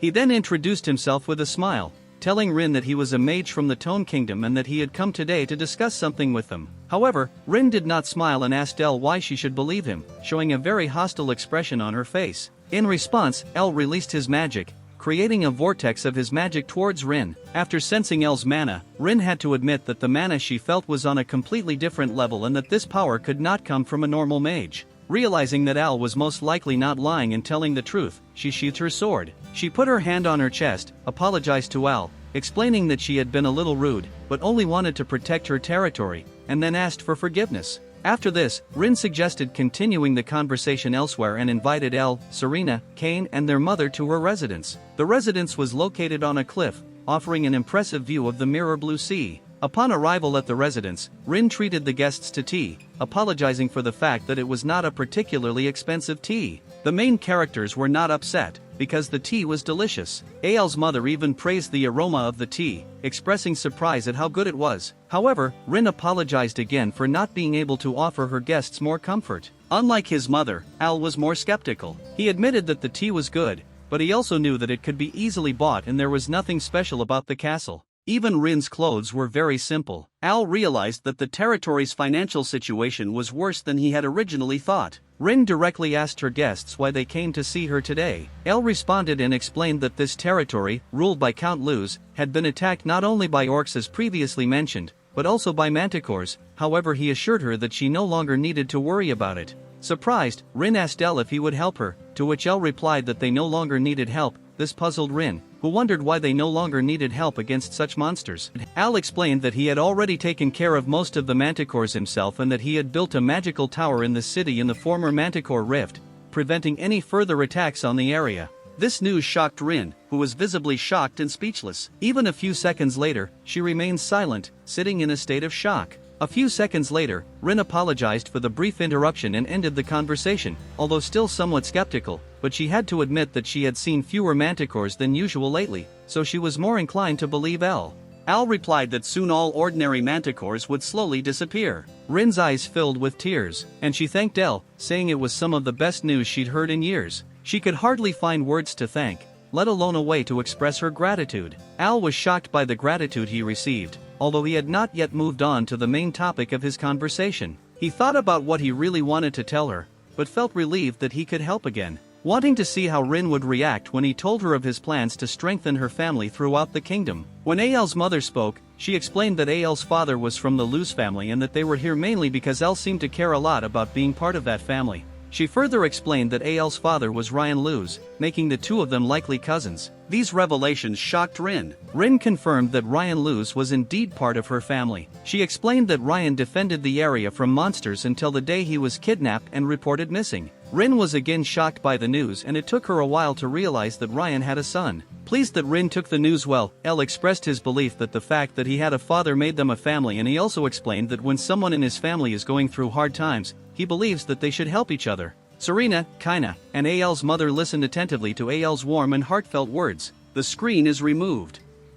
The screen is removed. As the sea waves crashed against the rocks and the sound of the sea echoed through the castle walls, El assured Rin that with his help, she could continue to protect the people in her territory from further harm. Tears began to flow down Rin's cheeks again and she apologized for showing her vulnerable side. Encouragingly, Ael's mother said she thought Rin was an exceptionally cool person, even if she was crying at the time. However, Rin disagreed, insisting that she be addressed by her first name since people usually addressed her by her title out of politeness. Ael's mother, being especially sensitive, happily accepted the offer and introduced herself by the name Silfer. Serena, Kaina, and El also introduced themselves, again with happy expressions on their faces, glad that their family member turned out to be a good person. The screen is removed.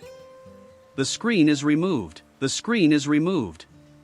The screen is removed. As a sign of gratitude, El asked if he could invite the family to a very famous place in Luz territory, and then asked if they liked the sea. With excitement, the three girls confirmed that they had heard correctly and were looking forward to a trip to the sea. Rin winked at the three women, noting that the weather outside was beautiful and they could take a short tour. The water was, as always, crystal clear, and light waves rolled up and down the shore, and while walking along the beach, Ael's mother, Serena, and Kaina were once again amazed by the beauty of the sea. Three women enjoyed the cool water and splashed around. Rin explained to El that the sea is the only place in the entire territory that they can boast about. Al looked at one of the seafood barrels. He asked Rin if the sea in this place is always so clear and deep and if there should be a lot of seafood. Rin was somewhat surprised by El's question, but confirmed his assumption. She also looked at a barrel full of seaweed and explained to El that they have so much seafood that they can't eat it all, so they store it in barrels like this, and besides, they haven't found a good way to export it. As always, El asked Rin directly what she thought about selling him all the surplus seafood. Rin would be somewhat surprised at what El would do with all the seafood and would ask him if he was serious and what he was going to do with it. He explained to her that she had more seafood than he wanted and that she would not have to worry about transportation costs or logistics, and asked her to accept his offer, smiling. In this world, potions are primarily used to enhance one's own body's energy and use the body's regenerative power to heal wounds. For example, the main ingredient of such a regeneration potion is manticore blood. To use this blood, the temple uses a special purification method to purify it and make it suitable for production. However, unfortunately, there are too few potions in the kingdoms, not even close to the amount needed to heal all the wounded. Accordingly, the priest was surprised when Dibel informed one of the temple knights in the rear church of the Daish kingdom that he had a whopping 300,000 bottles of the much sought-after manticore blood. When the priest heard Dibel's statement, unbelieving as he was, he wanted to hear it again and asked for confirmation. He also asked Priest V how much of the amount he could take, and V thought for a moment and then said that his church, powerful in holy magic, could use a maximum of 10,000 to 30,000 bottles of this blood. Dibel then sighed. He didn't expect the church to need so little and also stated that he expected there to be around 100,000 bottles. This in turn surprised the priest and he had to react quickly, and he thought that a quantity of 100,000 bottles, although extremely large, could be provided. Dibel skillfully tried to reinforce the priest's decision by expressing surprise and asking if it was really okay for him to order so much. To continue playing his role as a merchant, Dibel began to explain that this blood would also be in high demand in other churches on the continent, offering a price of 300,000 gold coins without a discount. Without long negotiations,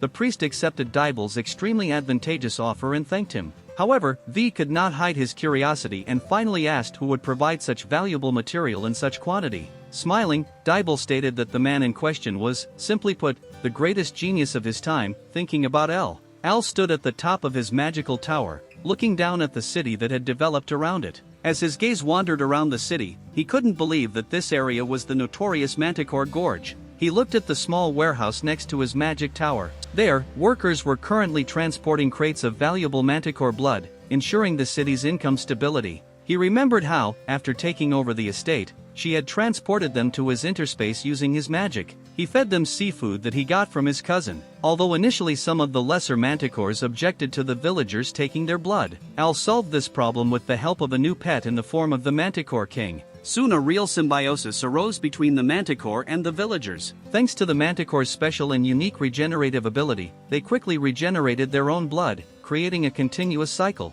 Through this cycle and symbiosis, true friendship emerged. There was also an opportunity for the village to make huge profits. While Elle still stood at the top of her tower, he reflected on the fact that few people knew about the magical tower that was now present in the Manticore Gorge. Since the transportation of goods took place through a teleportation portal, even on the nearby roads there was no sign of transporting a particularly large amount of resources to create such a tower. However, from time to time there were rumors that a new magic tower was being formed that would compete with other magic towers in most cities. However, Al knew that he had to act very carefully so as not to jeopardize the peace he had established. Standing thoughtfully on his tower, he heard someone urgently running into his room. The screen is removed. The screen is removed. The screen is removed.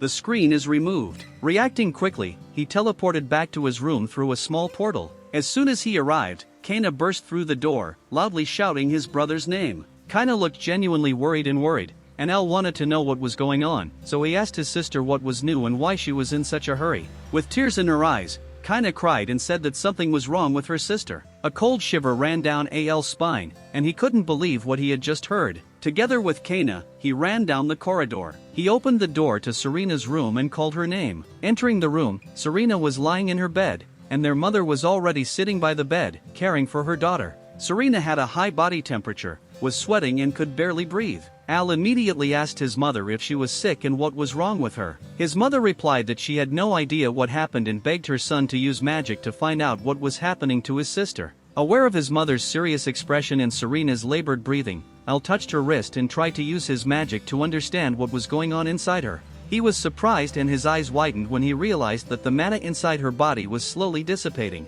He also realized that something else had begun to develop within her. At first, he couldn't tell whether it was a dark aura like a demonic one or a holy aura from the heavens. After some time, he explained to his mother and Kane that if he was right, the new power in Serena's body was a holy power. He also said that they made a mistake and now the entire continent will persecute his sister. Al and Kina's mother couldn't believe what Al had just discovered. Moreover, Al stated that they should not waste time, since some people might have already learned about this event. He quickly assigned his sister Kina to take care of Serena, to which she immediately agreed. He then explained to his family that he needed to create a barrier around the village immediately. His mother asked if it needed to be done right now. Al confirmed, assuring them not to worry and that he would be away from home for a while. He then disappeared through the portal, leaving his family alone in Serena's room. As he returned to the magical tower, wondering how long it would take to build a barrier around the entire city, he realized that it didn't matter if it took a little longer. He had to make sure he did it right. There was a determination in Al's eyes that signaled that he must protect his sister at all costs. He immediately raised his hand, releasing his magic, and a magic circle instantly appeared underneath him, circling around him as if dancing.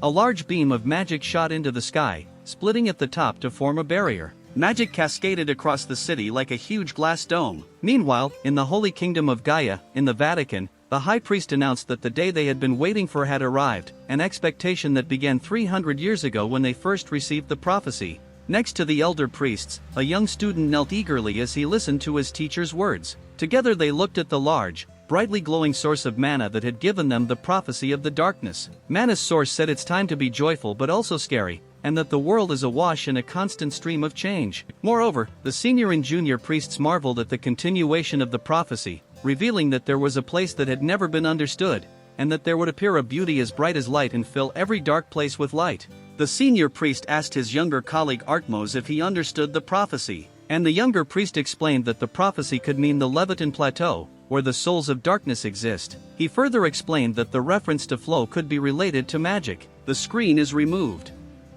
The screen is removed. His teacher found his interpretation perfect and praised his student for it. He subsequently tasked them with announcing the saint's revelation and announcing that a new saint would appear on their continent. They were ordered to cooperate with the Talon Kingdom and its knights. Meanwhile, Serena was visibly suffering, her body temperature rising and her breathing becoming increasingly difficult. Kina had tears in her eyes as she looked at her sister in such pain, hoping that she would overcome it all. On the contrary, El's mother prayed for her daughter to survive. Al continued with his plan to build a barrier to protect his sister. The screen is removed.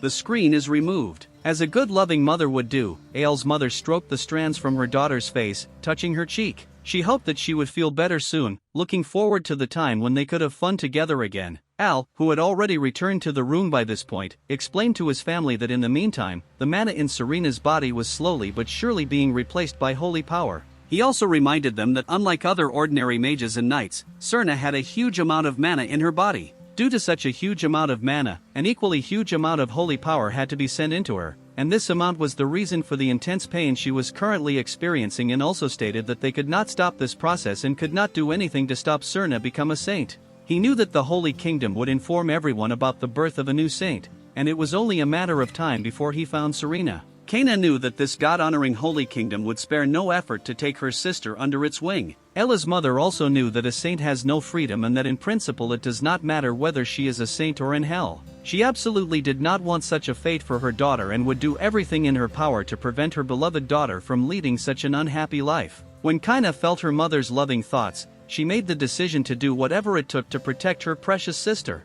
El wanted to do everything to save his beloved family member from such a fate. He assured his mothers and sister that they could protect Serena. Suddenly, a quiet sound filled the room, moving towards Al and turning into a magical letter. Looking at the letter, Al realized that it seemed to come from the royal palace. The screen is removed.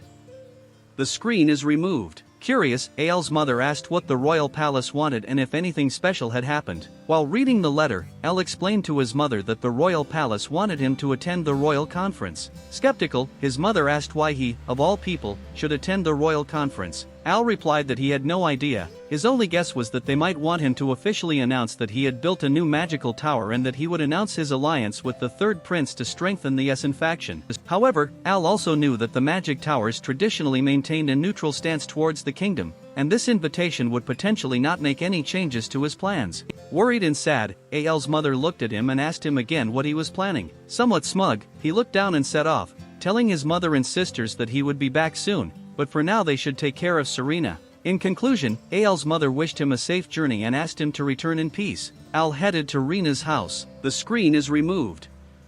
The screen is removed. Al immediately realized that Rina's territory was much more stable than it had been a few days ago. Rin said that such a stable area was only possible because El helped her and thanked him again. However, she was curious as to why El visited her today, as she couldn't believe that he would just walk around her territory, to which El asked her if he was that easy to read. El once again wanted to be frank and asked Rin if she would like them to attend the royal conference together to bring the Luz family closer to world politics. This news surprised Rin, who asked if she had understood El correctly. El said that he believed that with her skills and the support of the magical tower, she would be able to restore the Luz family to an important and influential noble status. He suggested that their financial difficulties could be eased by exporting seafood. Moreover, El explained to Rin that she was still known as a sword expert at such a young age and that she was followed by a group of knights. Rin caught El's words and she thought for a moment, but she doubted that even if her family continued to grow steadily, they would still not be able to compare with other families. El asked her if she could be referring to the Tendel family, to which Rin widened her eyes and asked why he specifically mentioned that family for comparison.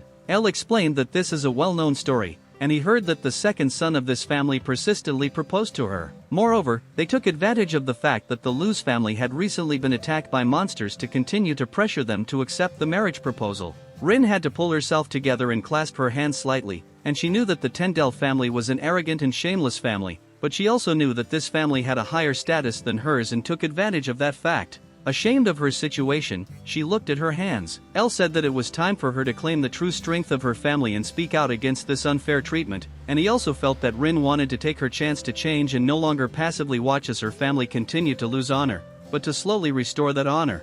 To confirm this and continue to encourage her, El mentioned that he was a level 7 mage and had recently acquired a magic tower. Rin looked at El meekly and asked why he was so warm and kind to her. She then screamed loudly, wondering if it might be because he had some ulterior motives. Al denied it and explained that they were related and that she should stop looking at him sexually. She admitted that she had misunderstood and apologized for her behavior. Al, however, understood that due to the many difficult situations that Rin had to go through, she had a hard time accepting goodwill and believing in people's innocence. Afterwards, El left and said goodbye to Rin, reminding her that he would take her to the conference via teleportation. El teased her a little, joking that she actually thought he wanted something sexual from her. Rin apologized again. Meanwhile, an important meeting was taking place at the castle. The table was struck with force with a fist. An elderly man with a funny beard and thinning hair asked the conference participants what they were going to do since the second prince's faction was in danger. He also explained that the plan to weaken the first prince's faction failed, and the third prince's faction even gained more power. He repeated to everyone present that if this plan continued in this manner, they would inevitably lose power. He asked a group of older gentlemen if anyone had any ideas on how to prevent this. A hand went up and the other gentleman began to speak. The older man said he had an idea and wanted to share it at the direction of the man with the funny beard. The Marquis of Breland confirmed the fact that the first prince's sphere of influence remained stable while the third prince's influence expanded, but he also stressed that there was no cause for concern. In addition, he emphasized that they still have enormous military power. Then he whispered his diabolical plan. The other two dignitaries at the table were left amazed, finding it hard to believe what they had just heard. On the other hand, the man with the funny beard had to admit that he expected nothing less from Marquis Breland. He found this method effective and was left speechless by the ingenuity of Marquis Breland's idea. Marquis Breland expressed his gratitude for the praise and promised to work hard to implement his plan so they can achieve their goal. Then a man with a funny beard said that they were also ready to help.